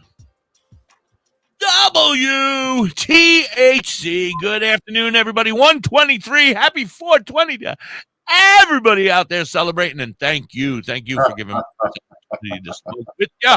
We're hanging with Dr. High. We're having a good time. We got a great week coming up. We still got plenty of shows. Wednesday, Thursday, Friday. Great shows with some fantastic guests. So make sure you're back here tomorrow, Thursday, and Friday. It's going to be amazing. Dr. High, tell them about that pen that gets sticky every once in a while. Sticky? What do you mean? Cart. Come on, man. Stay with us here. Sober up. We were just I'm back to a little red here. Yeah, that's what I'm talking about. The cart. Pull the oil out when she pulls it. So basically, I would believe that if you're storing it in the car and you're leaving it in the car, it is summertime. So the pen is probably being heated like the inside of the car, which could be, 110, 120 degrees on the inside of the car. Like you can't leave your pets in there in the summertime and stuff like that. Your oil pens are the same thing because the warmer cannabis oil is, the easier it flows, right? The more viscous it is. So that would be why you'd probably be able to pull it up when you pull on it. That shouldn't be the case. And I think it's probably because the oil in the pen is too warm. That's more likely. You have to treat it's in the house, the cold house. Yes. Well, there's your answer right there, girl. It's too cold. So and you can't leave them in your car in the winter either. Oh, yeah, no, because then it'll freeze. Yeah, You have to treat your cannabis like children. You have to take care of it very carefully. So, no leaving your cannabis in the car while you're going to the store. You have to bring it with you because you have to keep it at the right temperature. It can't just be sitting in a hot car or in the snow. You know, because when it gets cold, it'll stick and then it'll get hard to suck. And then when you're sucking on that pen, you get that look like trying.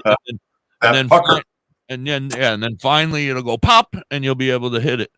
Yeah. Pillows. What's up, my But brother? that's what I was going to suggest to you. And you're saying that you got to pull it hard in the morning.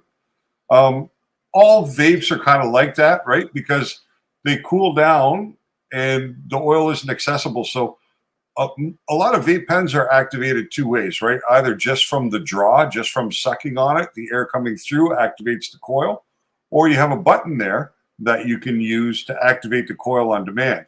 So generally, the first time you use the pen in a day or in a session, let's say, use the button until your pen frees, until you can actually pull it. Then you don't need to use the button anymore, because the slower you pull and the easier you pull, the less heat is generated in the coil, gives you more flavor, gives you a better pull, right? And if you want harder, then you use the additional. Yeah. And some, I mean, the better the pen, the better the quality. Some pens come with a preheat coil, like you hit it 2 times and the shit'll heat up to the right temperature, get everything flowing, and then you hit it and smoke it. So some pens, but yes, you can definitely get a bad cart too. I've had bad carts where I've had to bring them back from the dispensary. I've gotten carts that were half full grams that were half full, and I was like, "What the fuck is this shit, man? I ain't even taking a hit out of this." I got 2 right here that leaked. Yeah, all over the place, right? And that's some shit. Yeah, it's hard to see, but you can see the discoloration inside, right? Hello, yep, I can see it. So looks like my underwear in the front. And this one was way more. Look at how much worse this one was. That one looks more like my underwear than the other one. The oil smells so nice. So nice. Oh, but how do you fight them now? Well, I mentioned this to my guys at the dispensary when I was there the other day. I told him, I said, I was really surprised. I had 2 of those things leak, right? And he told me, bring them back. He said, no, they don't fucking leak. You're fucking tripping. He told me, bring them back. You know what I mean? Just bring them when you come in and we'll deal with it. So yeah, well, once you get to know them, I guess they start to believe you and that. But, in the beginning, it was like, yeah, no. They gave me a hard time. They were like, no, you have to write to the company. They got to give you verification. Then you can bring the cartridge back to us, and then we'll return it. That was very early in my cartridge, back in when I first started with my card. Right. By the way, still hasn't fucking come in the mail. Dr. Harris, I'm going to wait till he's here on Thursday. Got a word for him. Next couple days, you only saw him like what, Friday last week, Thursday? Yeah, I know. He said 7 to 10 days. Yeah, it takes a few days. He did say he was going to put me on, and he was like, I'll set it in right now because I know you're in a bad place. And I was like, oh, thank you so much. Right. So he sent it in immediately. So Little Red says it's actually in the house, in the cold house. So option number 2 would be they overfilled the device. That can sometimes cause the oil to come up when you pull on the pen if it's been overfilled. Oh, is she got a leaky pen? Is that this whole time? And I'm thinking she's stuck. She's saying that when she sucks on the pen, she gets the oil in her mouth. Oh. But that could have been a result of having it too viscous, right? Well, definitely too hot. Being in the warm. I don't see it being cold, yeah. Yeah, if it's in the house, it could be that the pen was overfilled or that they've used too much liquid to emulsify the cannabinoids inside, so the oil is just too loose, and that's why it's able to bypass the ceramic and come right up into your mouth. So there could be a couple of reasons for that. If it's not the heat, then those would be what I would suspect would be the other culprits. So, yeah. Oh, I mean, if she's able to, would you suggest maybe taking it out of that cartridge and then pouring it into another one, maybe that is unscrewable, and trying to reuse a new cartridge? I mean, you'd have to have a syringe that would allow you to pull it out, right? You can't just pour it out. You have to. And if it's an issue with the oil being too viscous, it's not going to change anything anyway. Well, first of all, sir, please explain to me what the hell viscous means, because I got no clue what the fuck you're talking about. Well, the more viscous it is the more liquidy. A viscous liquid is like water, right? And then you have different. Let's transition from water to olive oil to coconut oil. That's solid, right? That would be the different states right through there. So when I say viscous, I mean one that's more loose. All right, I dropped out of learning before I learned viscous. I'm sorry. More on the watery side is what I'm getting at. So they just might have used, let's say you have a 1 ml pen. Thinner. Well, if it's hot, it would get thinner. Well, that too, right? Viscous, right? If it got hot, it would get viscous. Yeah, we were under the assumption that the word of the day today is viscous. And she hasn't. So outside of that, that's what we'd have to look at. Now, I took a look at Raggy's packaging. Oh, goodness. He showed you his package, huh? I told you, don't look at all his pictures. He's a freak. Yeah. Well, I mean, somebody has made an effort with the packaging on that device. The packaging looks really good. The information on the back looks good. Stainless steel coil and blah, blah, blah, blah, blah. Oh, wait. So did Raggy, did you go find, hold on, I'm sorry. Raggy, did you go find them on Snapchat where you sent them to me and then sent them over? Because that's what I was going to try to do. You get two pictures, one of the front and one of the back? Yep. Okay, yes, good. Okay, then I don't have to do that. All right, good. Go ahead, sorry. Yep. No, so, I mean, I don't know how to analyze that, right? Because it's not a live resin. Yeah, the package looked like it was. It was the limp tip that threw me off. I was like, I think it's it's got a limp. I've not seen a device like that before, but that's not anything to do with why the oil turned black, and that's a live resin. Or according to the packaging, that's a live resin. So and it looked like a live resin. It didn't look like a distillate when it started. It definitely had that darker golden brown, but it looked fine. It didn't look like a bad golden brown, He thought it was a little dark. I thought it looked okay, for a live resin. You can't really see all the way through, but you can see through it. So you've seen both. How much? Oh yeah, I've seen how both. Much discoloration? I saw his when he opened it, so I know what his looks like. How extreme is the discoloration from the time you opened the package till you just saw the most recent image of it? The black image? Has it changed drastically? Oh my God, it's two different things. Yeah. It looked like a golden brown live resin, like a nice live resin. Then now you've seen what it looked like. It looks like a black crispy piece of charcoal in the bottom of his vape. And he only had it for a day or so. It wasn't like he had it. I can see how full it is still. Yeah. So I know that it wasn't used hard. So that coil, I just don't get it. Like, I just don't get it. I have not seen. Do you go back to said shady guy on the street and show him and be like, hey, what's this about? I would. Do you just throw it away and say no more because shady dude just sold me something weird? I would present it to him. I mean, I wouldn't shy away from that because it's my money, right? Well, Raggy says this is not the type of guy you present it to. You put the money in his hand, he puts the stuff in your hand, and he walks away, and you don't even know his name kind of guy, Well, like you hand the money through a hole in the wall. You hand the money through a hole in the wall, a pen comes out, and you walk away kind of shit. Right. Like a trap house. Right, yeah, something like that. Yeah. So, yeah, I mean, I don't know what to say other than I don't think that you should continue using it. See, he said he'll come back with no teeth. He's already got some sad-looking teeth because he's from Britain. Geez. Oh, that's Austin Powers, not him. Sorry, my bad. All right, so thank you for getting me back on track, Dr. High. Lori sent me a photo. It wasn't the photo that she mentions in the not the boob pics in the chat. No, I didn't get that. Those will come I later. missed that one, but I did get a picture of the plant. Oh yeah, it's looking nice. Put it up right now. Yeah, it's and you switched over to a bloom formula.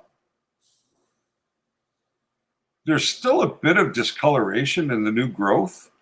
I don't know if that's maybe the camera or if there's a little bit of purpling in there or some brown. It's still indicating to me purple. It's purple, eh? Yeah, deficiency there someplace to cause that purpling. But the plant looks a whole lot better than it did when we first saw it. That's for sure. Is up here in her brain. It won't look much better. That's where the for deficiency sure. is.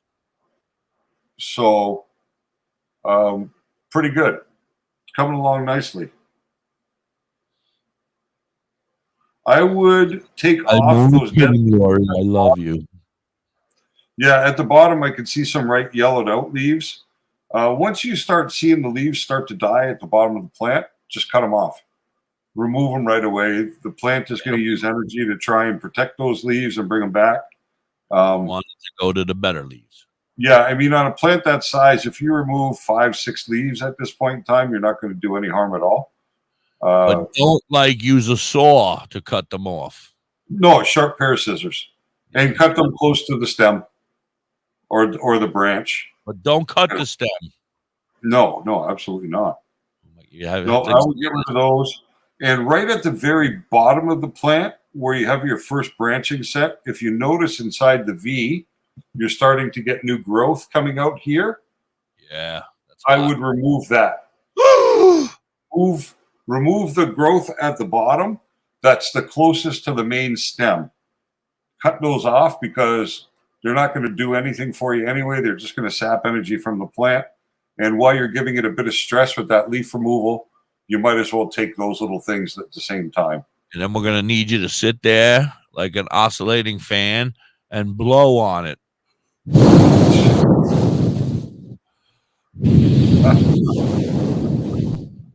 Because you got to give it stress. And you got a lot of wind. You got a lot of hot air in you, girl. Okay, so where are we at here? I don't know. That's the job. They're like, dude, you want this shit or what? Okay, I'm already past that picture. I didn't get that one, though, Lori. I'll be looking out for that one. Cheese guys. Elvis, yep, we've seen them. Oh, it's in the house, the cold house. How you doing, Robert? Sorry I didn't catch you earlier. Yep, my pen comes in the store with me. I hold it for hours before I pull it once we leave for the car. Always in my pocket also. I think it's just a bad one. Yeah, that's entirely possible. I found that my failure rate was about 2 to 3% with the devices. So every 100 pens, every 100 pens would have 2 or 3 that were not proper, right? And these devices, for the most part, are made in China. So they have pretty good quality control, but nothing is 100%, right, with those. Just a disposable one. Hello, Sarah. How are you today? I've not seen Sarah with us before. Oh, no. Sarah's been here. Has she? Yeah, once or twice. She's just starting to follow us over here, the show. She's been a fan of WTHC for a while. She's a part of the Bella's Badass Crystals family, and then became a part of the WTHC family, and now she's like a crossover. She's like the cheese that holds us together. No, the mayonnaise that holds us together. Bella's and WTHC radio. Nice. The mayonnaise. Sorry. Yeah, you're playing just nice night and day from the first time I saw it. Just a random question. Do you know music can help plants grow? Is it the same with weed plants? Yeah, we believe so. As a matter of fact, the license told you all you should be playing WTHC radio with your plants while they're growing. Absolutely. Right, Dr. Yep. Hart? The license. All the weed songs I play. Oh, they're going to be in heaven. Except for they hear that they're going to get smoked. So maybe you shouldn't play that. They'd be like, wait a minute. I think they're talking about us. Yeah. They're going to smoke us. We got to get out of here. I'm going to turn yellow. There is some proof. And actually, do you remember the show Mythbusters? Absolutely. I used to love it. So on Mythbusters, that redheaded weird guy. They actually test. Come on with your computer, huh?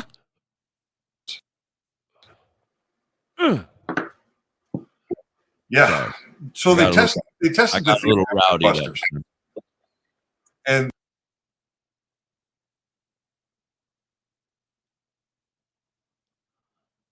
I can't hear you again. You're frozen. You're adorable. I love you. Give me a big hug. Give me a big hug. Come here. Come here. Touch me. Touch me. Why won't you touch me? Why don't you love me? Dr. Hi. Oh, man. Now he left. I made him feel inappropriate. I apologize. I was too forward. I should have never been so forward. I apologize. Mine says, I look calm, but my head, I have slapped you 3 times. Oh, my goodness. I'm getting slapped again. Dr. High has taken a break. I think he had to go drop a deuce. It was a code brown. Code brown. But it's okay, guys, because we got to run a commercial. We'll be right back after these commercial breaks. You are listening to WTHC, the Hippie and Dr. High, live on Live 365 and tune in. Hey, Mrs. Hippie, why don't we take a ride to Dauphin, PA today? Dauphin? What's in Dauphin? Bella's Badass Crystals. Oh, but I thought you hang out with them on Facebook and on calm TikTok. That's only on Mondays, Tuesdays, Saturdays, Sundays. Today I want to go there and pick up all my great finds. That sounds like a great road trip. That's Bella's Badass Crystals on TikTok and Facebook, but you can also find them at the top of the mountain in Dauphin, PA. They are badass. Right now, our country feels divided, but there's a place where people are coming together. I gotta tell you, I was Hi, nervous. Matthew Novelette.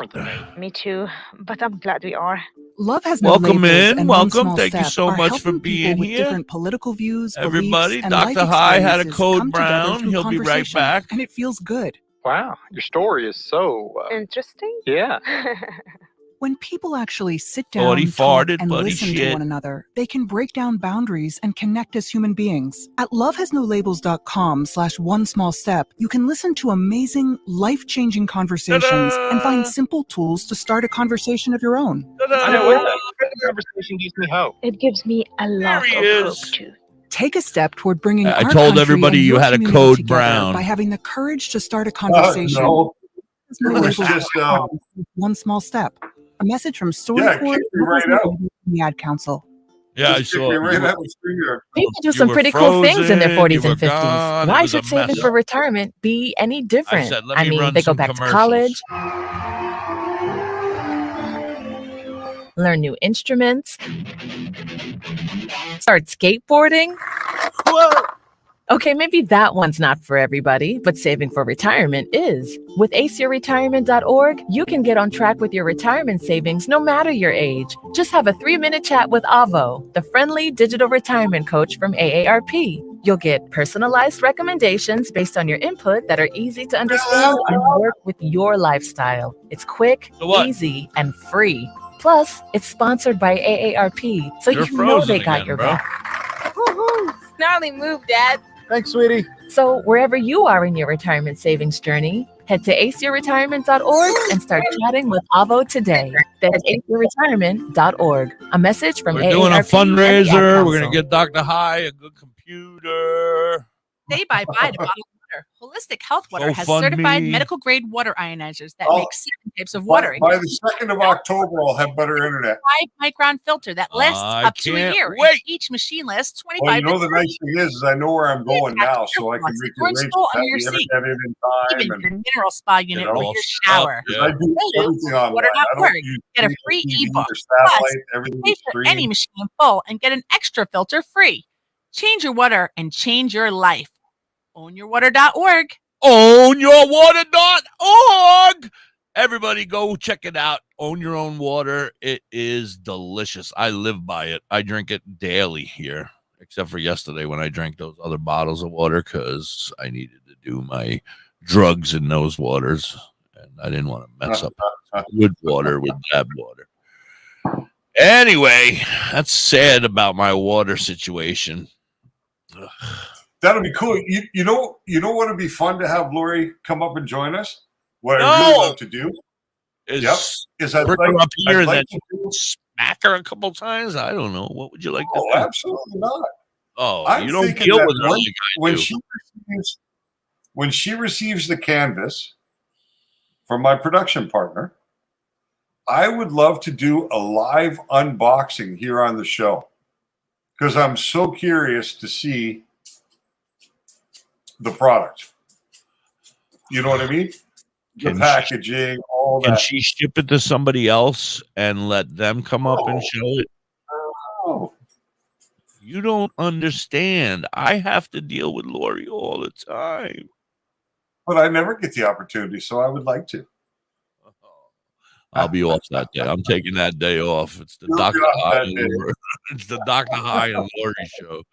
No, I'm just kidding. I love Lori. We're gonna hang out for a full weekend. We're gonna probably kill each other like brother and sister.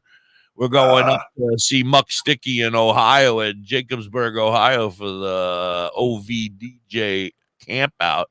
And her and Curly Kell, I'm in trouble. And I think a couple other people. I haven't talked to Dorothy and Knee Kebab yet, but they might be driving up that way. Our friend Vern said that she sold her car so she could buy a plane ticket to fly up to hang with us. She's from Florida? Yeah. I told her she could have probably just hopped on the jet with Buck Sticky and flew up, but that's it. Because he's in Florida, but I think he's coming too early or he's coming too late for her. Anyway, it's going to be a great time. I can't wait. I'm very excited. And then there's a couple festivals coming up, Dr. High. I got another festival coming up here in the Pennsylvania area. I wish you could just hop over the border and come hang with us in Kutztown, Pennsylvania. I'm going to go and chill and hand out some cards and talk about us and WTHC radio. Then the Canada trip. So you guys can come see me up here, but I just can't go the other way. Or I got to go get my license redone and get the new license so that I can use it as a passport or whatever they say now, and then I can come to don't Canada. need tickets because he's my +1. Matt, he's a funny guy, that Matt. Anyway, now I forgot where I was going. Daryl, how you doing, Daryl? Nice to meet you. Today? Welcome in. Thank you guys so much for being here. Please go to our YouTube. It's WTHC Radio. Go to Dr. High's YouTube. It's Dr. High, right? What is it? No, I'll put it in the because it would be great to get just a couple of subscribers. But for some reason, like I can't even hardly find myself. But if I go like this, you're right there. I can see you, buddy. Anyway, then there's another one. Our good friend Curly Kell lives in the Hudson Valley part of New York. And there it is, David Johnson at Dr. High. Yeah, so if you pop that into YouTube, it'll bring you to my channel. I can't believe we got 20 videos on there already. On your YouTube? Yeah, 20 videos of our show. I got like 1,000 of them. I've been putting them up. Go check out the freaking Spotify, man. The Spotify is nuts. Every day I had to upgrade more hours because I can't keep enough hours in here. Store that much in there, right? Right. It only gives me 50 hours. I had to go up to the 100 hours so that my wife couldn't keep up with putting the shows up on the Spotify. She's like, I'm trying. But every day I would be full again. I'd be like, we have to delete a couple shows. And I'm like, I'm going to delete your shows. I'm not deleting mine. So that's it. Get So rid let's of the ask Daryl. Huh? Daryl? I'm wondering if Daryl has anything he's curious about in the cannabis world that he'd like to know anything about. If he has any curiosities or questions for us, or give us some knowledge. We're always looking. We're like an open book. That too, because we don't know, right? Yeah, Daryl. What do you do, Daryl? Do you just smoke? Are you do you own the biggest dispensary in the world, and you want us to sponsor you, or you want to sponsor us? Actor, all those informations. I had a heart attack. 20. Well, that's not a good start, but we're sorry to hear that. I'll finish reading now. Oh, your doctor's nuts. He's nuts. Is your doctor against just the smoking of cannabis, or does he want you to remove cannabinoids from your life? Like, would he be acceptable with you consuming cannabis in a different form? Yeah, because that's the problem. But there is some science that shows that when you do smoke cannabis, it can elevate your blood pressure, elevate your heart rate.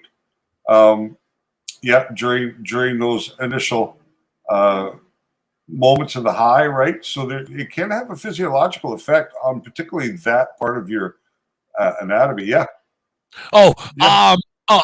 My doctor just recently told me I'm having an aneurysm. So why would she say it's okay for me to continue smoking marijuana, but I needed to quit smoking nicotine? And she said the two leading causes of an aneurysm are hereditary and nicotine. Nicotine, yeah.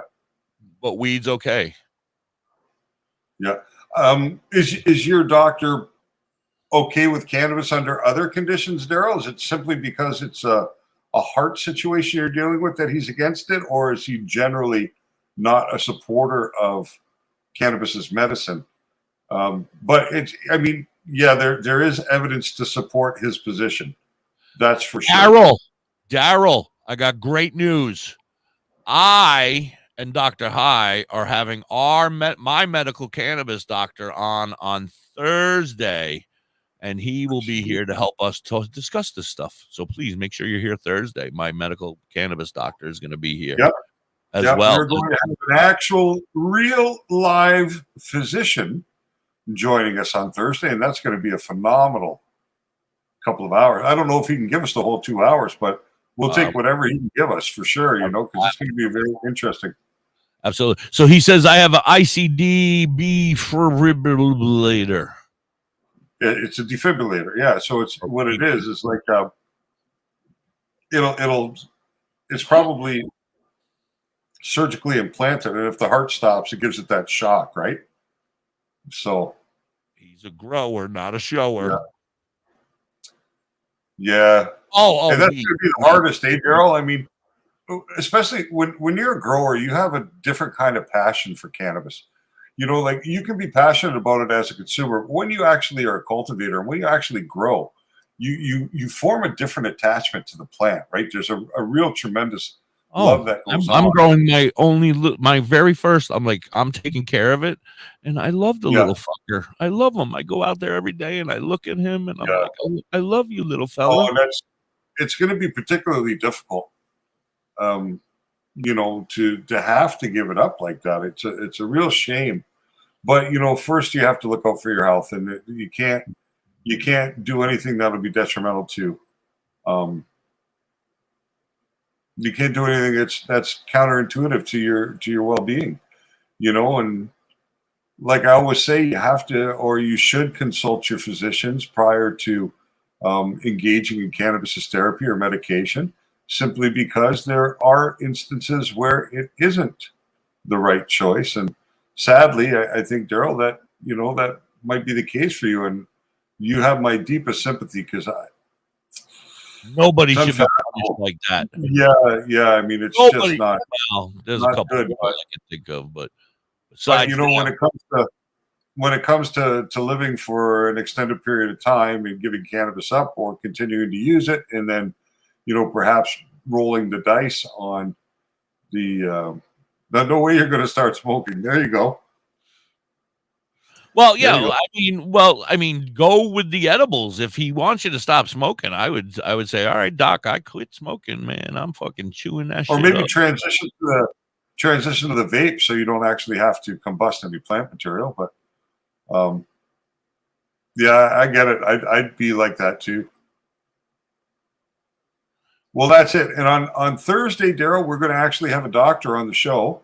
He's going to be joining us at noon on Thursday. If you want to swing in and, perhaps this is something we can address. We're hoping that we'll get a few questions like this from the listeners, and the doctor can give us his thoughts, share his thoughts on these situations. Of course, he's unlikely to go against what your doctor's saying, because your doctor is following you specifically. Right. And He's not know you.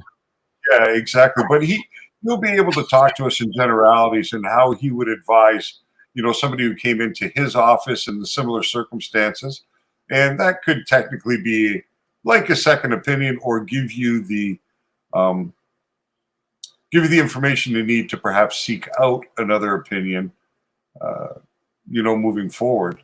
But it seems to me like you've decided that you're going to continue on, and that's cool too, Yeah, this doctor, Dr. High, has a PhD, pot heavily daily, but that's it.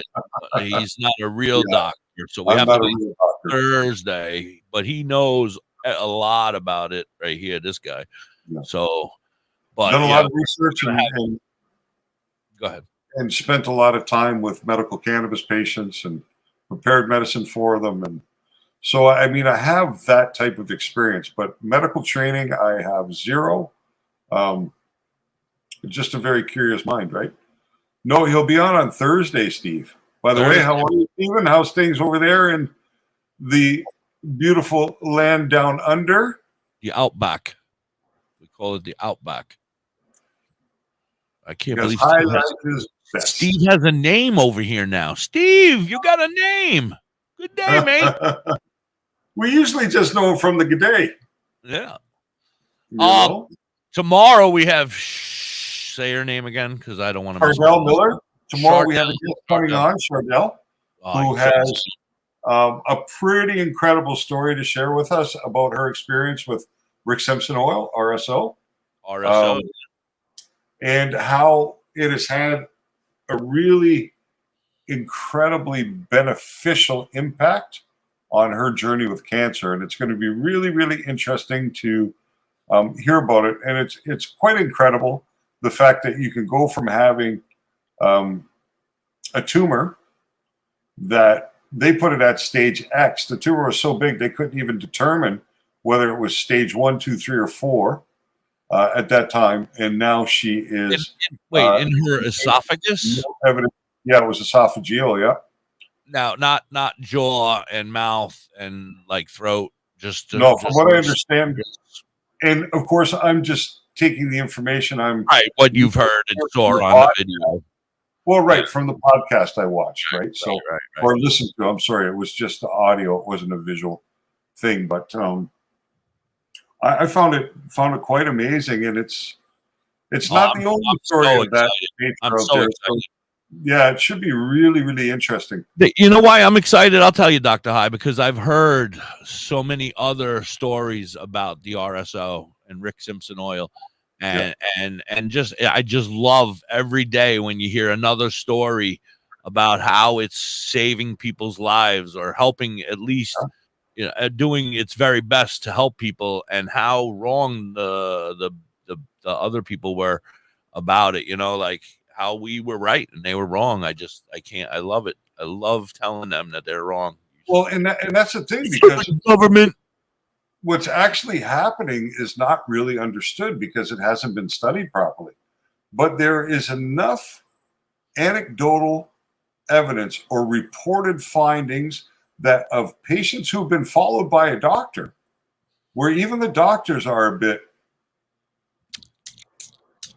confused about the result of the inclusion of cannabis, where they don't quite understand, you know how it has that ability either. But most of the testing that's been done with cannabis has been done on lab rats, mice and things like that. So how that's where a lot comes do from. I apply for that lab rat job?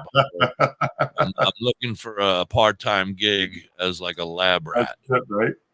But just for marijuana, not for anything else. I don't want none of that yellow pot. No, you don't. You don't want to work at the. In Montreal, there's a lot of pharmaceutical industries. I got one right down the road, man. I got Sanofi right here and down the road for me. They're always offering people money to submit themselves for testing of new drugs, and they pay well. But sure. But I got the first leg now. Oh, yeah, that's normal. So anyway, Dr. High, I don't know how long do you plan on hanging out today, buddy? It's 2. Do you we got time? We can keep talking. I'm cool. Yeah, just a few more minutes. I think we'll not a long day today. But next commercial. Yep. Yeah, that'll be good. Yeah, give us another 15 or 20. You said you had a couple of stories today. You want to pull one out? Yeah, I have. Oh, I'm gonna pull it out. Here we go. The first one. You want to whip out a story? I'm whipping one out. I'm whipping it out. This town owns part of a weed company, and it wants its fair share of the pot. Hancock, Maryland, with its population and tax base shrinking, the mayor Daniel Murphy didn't know how his tiny town in western Maryland, where nearly 1 in 4 of roughly 1,500 residents live in poverty, would survive. The old manufacturing town, along with the C&O Canal, had lost nearly 650 jobs in a 3-year span, and Murphy felt the huge blow that the exodus of good-paying factory jobs had on families and the community. So some two-income households were relying on one once vibrant factory sat empty as empty shells. I'm sorry.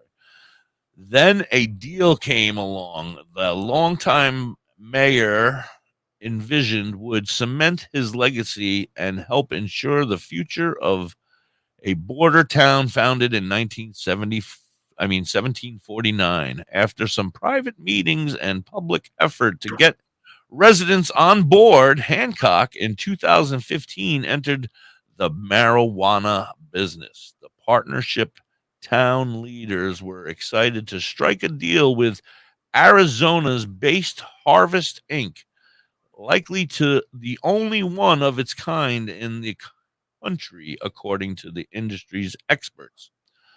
Some of the officials have watched the mounting skepticism since Hancock agreed to open its warehouse besides the town high school to the company's grow operations. The U.S. government clawed back, granting money after learning of Hancock's stake in selling a substance that remains illegal at the federal level, in the same category as heroin and cocaine. And as the medical marijuana business bloomed, profits trickled into town coffers. Now that cannabis titan True Live has snatched up Harvest, town leaders want a full accounting of its profits.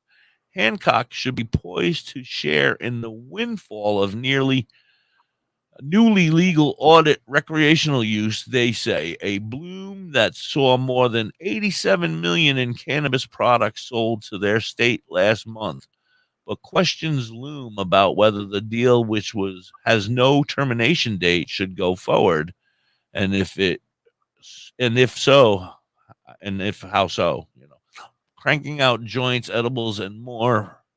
I thought this was going to be a good sense, and like I said, my legacy, said Murphy, a local veterinarian who served as mayor for 20 years and does not want to see the partnership end. I just got something in the air that makes me feel like some things have changed. Oh, should I go on or? No, it's interesting, right? We Remember, got I think we had about another hour of that story left with my reading. Yeah, no, we talked about this at one point where we were up. saying that when federal legalization appears to be imminent, you will find a lot of communities that have lost industry over the last few years that have these big places available, right? Warehouse space, empty factory space. I mean, these can all be converted to cultivation facilities, and it brings jobs into a community, right? And you don't know, like, if these communities are able to give municipal tax breaks to the companies coming in and things of that nature to encourage them to set up operations in that town, then they get the spin-off benefits of employment for their citizens, increased sales in their restaurants and stores because people have some money. There are spin-off benefits for the community of having a cultivation facility in a small place like that. But you need to structure the deal so that there's maybe an added windfall to allowing this into your area, because you're going to find when legalization happens at the federal level, you're going to have a lot of people rush right into this. You're going to have everybody who's got the money to afford the licensing fees and the desire to be in the cannabis game are going to rush into cultivation. And a lot of them are going to lose their shirts because it's an expensive game to get into. It's not easy depending on the regulations the federal government sets on the industry.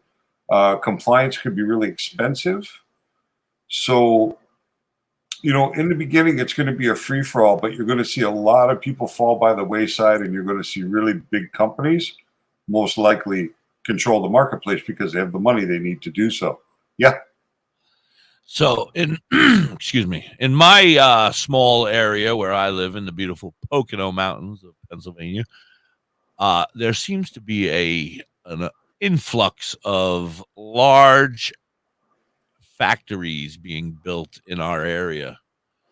I wonder if some of these I'm talking like 10, 12 of them in this area, all over the place. Big ones with nothing planned. I don't know what's planned. They're not telling anybody, but I'm just wondering if this is going to be an area for growing. Are you sure they're not FEMA resorts? No, not yet. They might be if they keep sending people, but not as of right now. They are just factories that are being built. Big, huge factories. Huge. Yeah, I mean, one thing you got to remember is the bigger your cultivation operation, the harder it is to control. Yeah, you know what I mean? I would love for like one of my, my favorites, like Cresco or somebody, to be like, "Woof, this is us." It's entirely possible. I mean, some of the facilities that Aurora has built in Canada are massive. Like the one they have in Edmonton is right at the airport.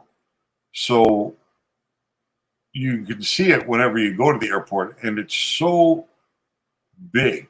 It doesn't smell like weed everywhere, like to Hershey. When you go to Hershey, and it smells like chocolate everywhere, you walk through there, and does it smell like weed? See, when I moved to Alberta, I didn't have a job in the cannabis industry.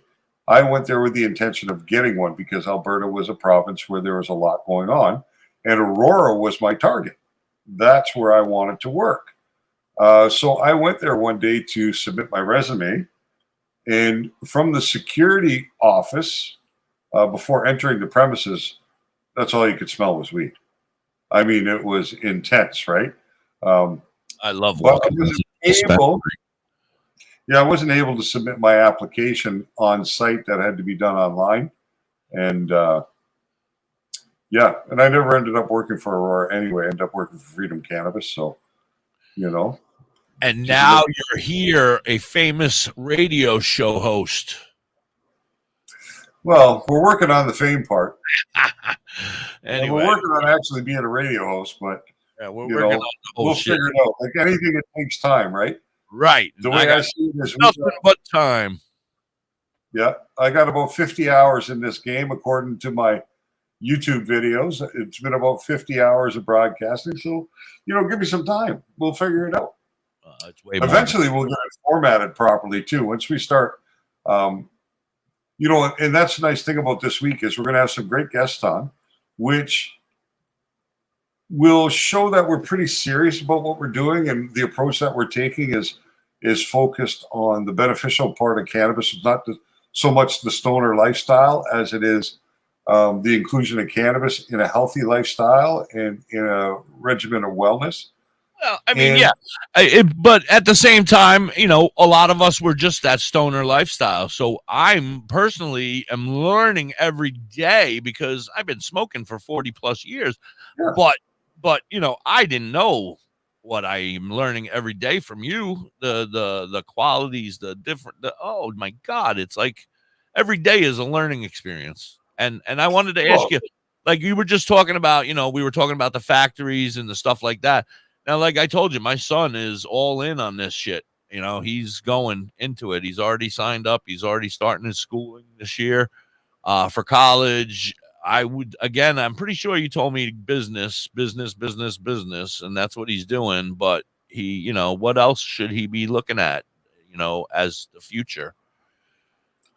In the cannabis space? Yeah, that's where he's going. He's going cannabis. Bottom up. You want to learn it all. It gives you versatility, but the business side of it's going to be important.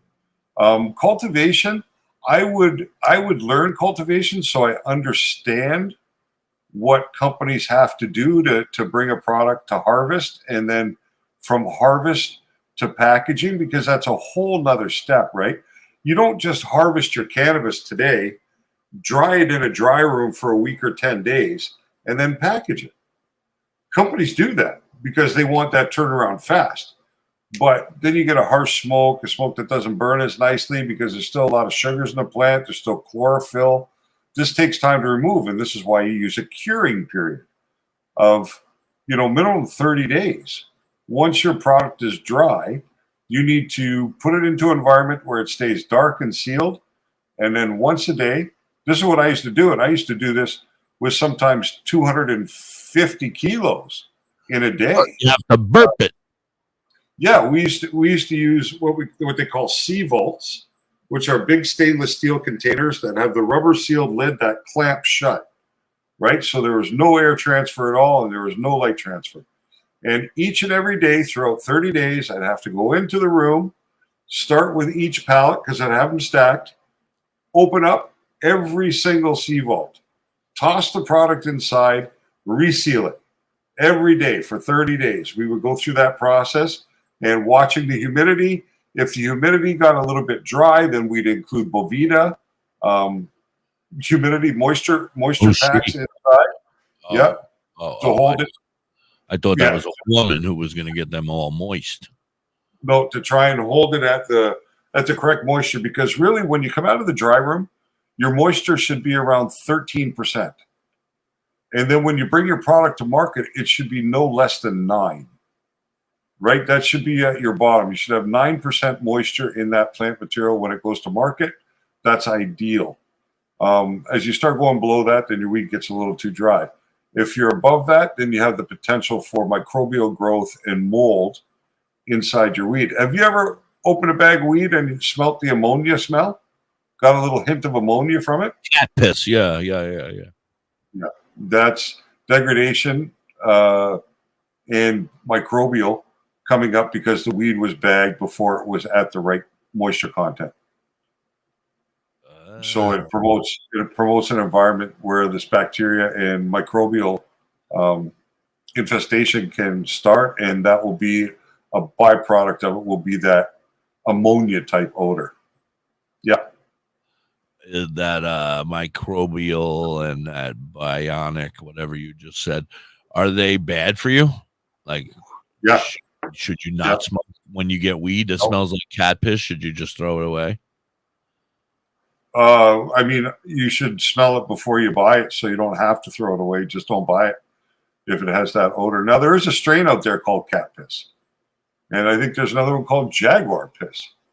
Yeah, but I've had the jaguar stuff. Yeah, it's pretty that's good. going to be that's not going to be like a true ammonia hit. Like we're talking about what you smell when you smell bleach, just not as intense, but there's that ammonia background to it, right?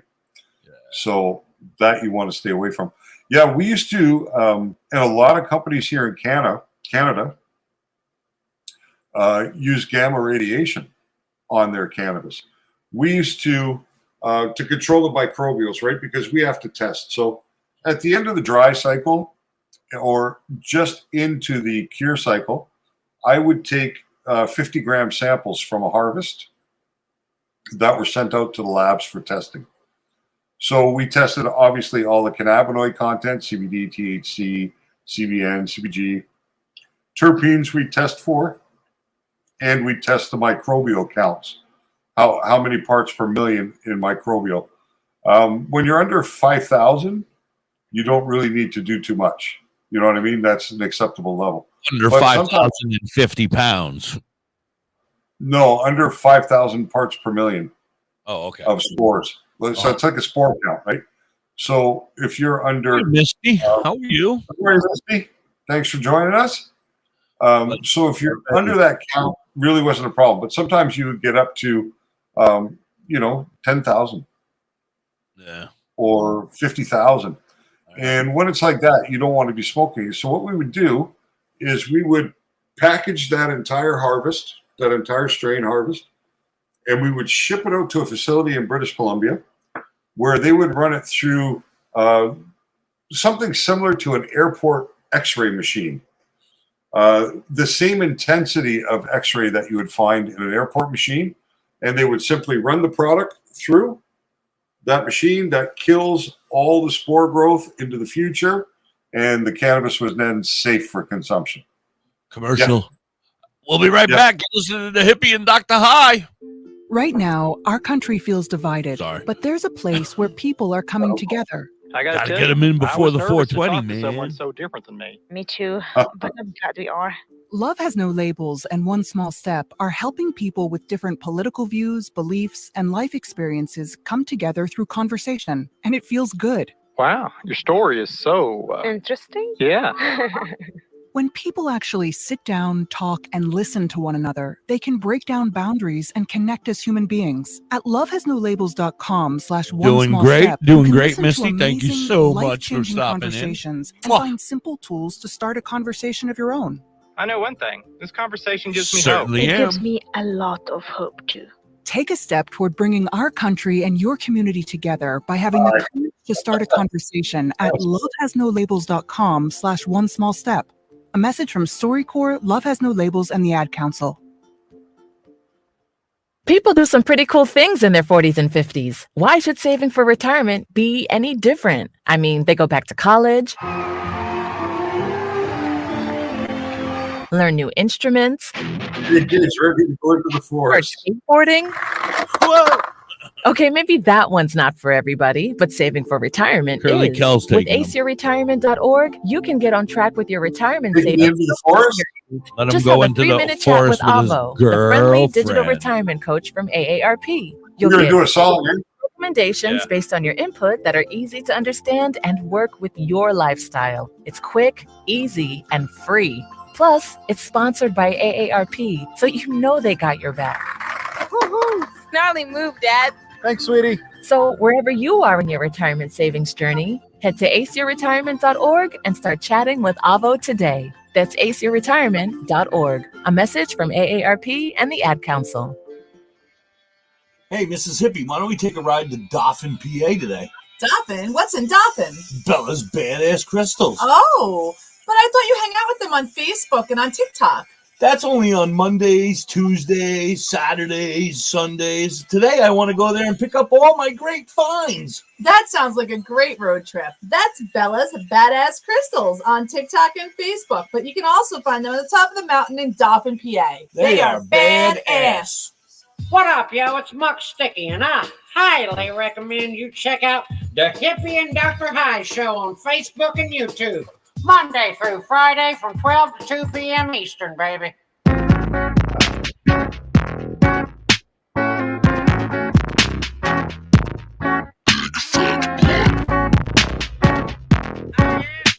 Smoking on a big fat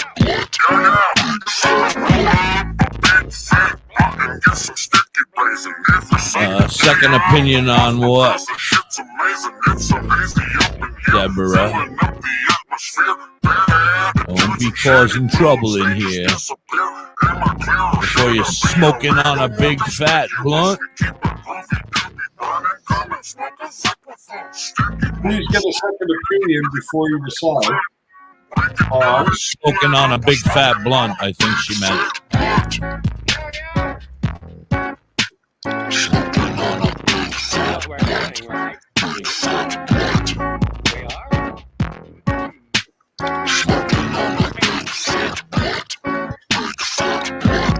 Oh, maybe she was talking to Daryl.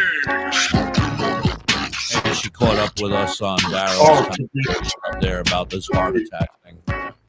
I agree. Get a second opinion. Man, will you roll that shit up already? I sure will. It smells real good. You like the way it smells? And a third one, and a fourth one, and a fifth one until the guy says yes. Go with him. He's quality. Or her.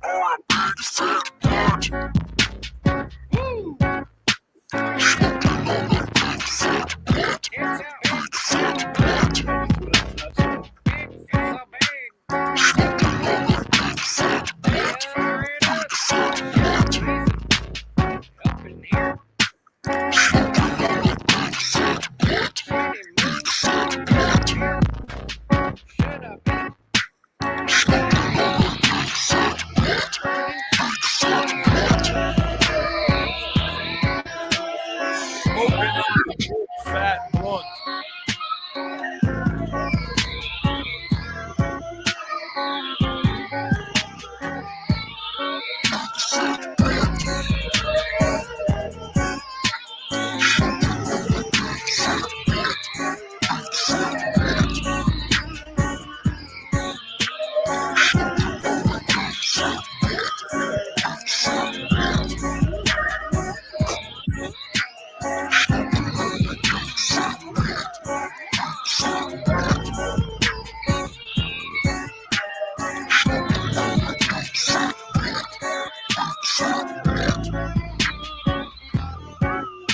I think he's smoking on a big fat blunt.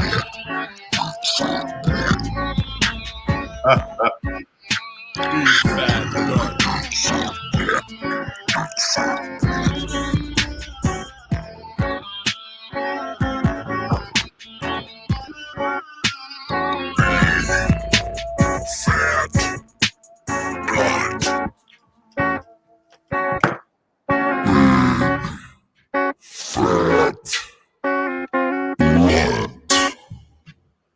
Yeah, baby, big fat blunt. That's our boy Muck Sticky. We love him. I'm going to see him. You're not Dr. High. Nope. You can't. I'm not. Oh, I'm sorry. Not. I was bragging. I'm sorry. I'm excited. I can't wait. It's a trip away from the wife and kids. Oh, it's going to be great. I just have to babysit Crazy Lori and Curly Kel, which I don't know, might be worse. I don't know, but yeah. Oh no, So my does daughter. Wait, my kids daughter. have Sticky with you? No, my daughter is. I forgot. My daughter's coming, and Crazy Lori and Curly Kel and myself. Oh, there you go. Yeah, it's A weekend with the girls. It'd be like girls getaway. Yeah, I'm gonna hang. I'm gonna have all my girls with their arms around me. Yeah, I'll tell you what, when I was 18 years old, I had one of the most crazy weekends of my life. I went camping with 8 girls and just me. And it was beautiful because all I had to do was roll the joints and everything else was looked after. Taking care. You probably had to get the wood. What's that? Yeah, I probably had to go and get the wood for the fire. But besides, yes, wood for the fire. That's the only wood I had to get. Yeah, besides that, everything else was taken care of. It was well, Dr. High, what do you want to do? I know we're running over already. You said quarter after. We're already at 25. Well, we're a couple minutes away from 2.5 hours, so we'll run a couple more minutes and then. All right. Well, our membership has dropped dramatically. They're like, you guys are supposed to be done already. So I was just like, they're tired of us. Yeah, I'm I think sure we can get tiresome. No, we can never get tiresome. This is fun. But no matter what, we could always talk about something. Dr. High, do you remember when we used to get bags of weed that were filled with seeds and stems? Do you miss that? No. I do. I do, because all those seeds that I threw away back in the day, man, if I had them now, I remember my high school was surrounded on 3 sides by cornfield. And so on either side of the school was parking for the students. And right at the edge of the parking lot was the cornfield. In the back, we had the athletic field and then the cornfield, right? So we used to clean out back then. I was in high school in the early 80s. So we used to clean out bags of weed, right? We'd buy an ounce and we'd have to scoop out all the seeds. You'd end up with a handful of them. So one day we cleaned one out at lunch at school to roll up some joints. And we took all the seeds and just threw them into the cornfield and didn't think anything about it. So this was probably towards the end of the school year, maybe in May or something like that. In September, we had to go back a couple days early to pick up your schedule and get your stuff together for the football gear. Yeah, whatever it was. So me and a buddy of mine went. And as we're leaving the school grounds, I said to him, Steve, you remember all those seeds that we threw out into the cornfield? And he says, stop. So I stopped, and he says, pot right there. And 3 plants had grown in the cornfield, and they were big like the corn. Nice. They were incredibly big. It was way too early for us to cut them down, but we didn't know any better, man. We were kids, right? So we went out to the field, and we ripped out those 3 plants, and we stuffed them in the Camaro. Yeah, I had a 76 Camaro at the time. And the dirt and everything was in the back seat, but the plants were so big that they came from the back seat and were filling up the whole front of the car, right? All the leaf and everything. So we're driving. My buddy's trying to hold the plants like this so I can see out the windshield. And who's coming the other way? Be careful. Oh, the cops are driving the other direction. So we're like, oh my God, we're done, right? They're going to see this for sure. But they kept going their way and we kept going our way. And yeah, we got them 3 plants. They were not very good, if I remember correctly, but just randomly grew. Were there Just seeds? like You probably didn't even know at that point, like seed plants and bad plants and good plants, like. Yeah, it just had a lot of immature flower on it, right? Males and female, who knows? Because this was Southern Ontario, where you'd have a grow season until the end of October. We would have ripped these things out like some point in the last week of August or very early into September. So the plant never reached its potential. But of course, had we waited until school started, it would have disappeared very quickly anyway. Speaking of Southern Ontario, big shout out to our girl Pothead TH&C up there, Tailored Herbs and Concentrates. We love you guys up there. She's on a 2-day walkabout, I guess you call it. Her and one of her friends are going off the grid for the next 2 days. Oh, nice. She stopped by this morning. She has the next 2 days off. She said, I'm out. I'll see you guys. Don't worry. I'm not hurt. I'm fine. I'll text you. Going to wander the wilds of New Brunswick, eh? Yeah, they're going. I don't know where they're going. She didn't. She said, I can't tell you because I'll have to kill you. And I was like, okay. But it's, and then I, of course, went and thought dirty stuff. And I was like, are you guys going to do it? And she was like, yeah. And then she realized what I was talking about. And she was like, no, no, no, no. And I was like, oh, anyway, Dr. High, I absolutely love you, buddy. You are an amazing friend and an amazing host. I appreciate everything you do for us.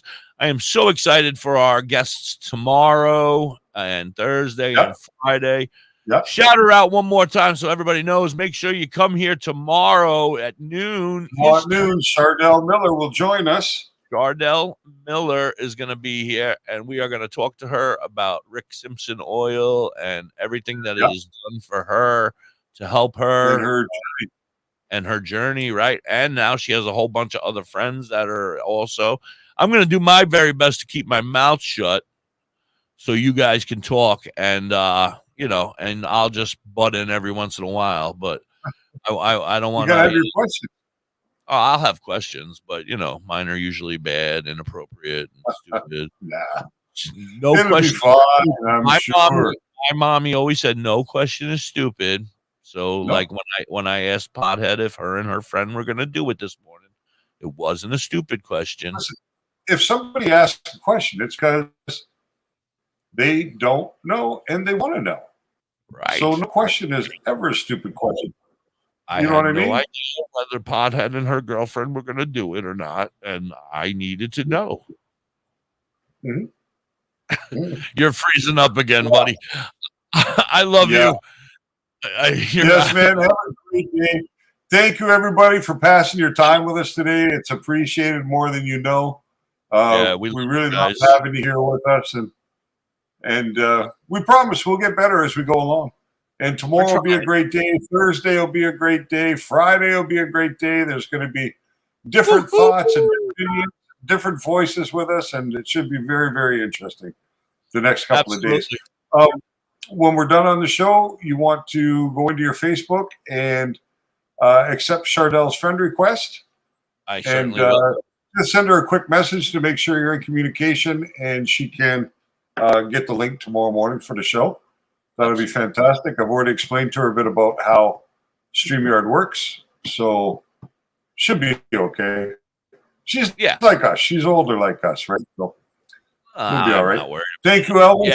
Appreciate you being with us today, Mr. Snow, Lori, Deborah, everybody who spent some time with us. Thank you so much. Everybody, thank you, Misty. Everybody out there, you guys are amazing. Now they're all starting to come back. Misty, You Kelly, guys are still on. Yes, everybody, we love you. Have a great day, everybody, over here on Facebook and YouTube, and we'll see you tomorrow. Don't forget to like and subscribe and pound that other button or whatever they tell you to do. Till then, peace, love, hippie hugs, and a shitload of nugs. Peace, everybody. Have a great day.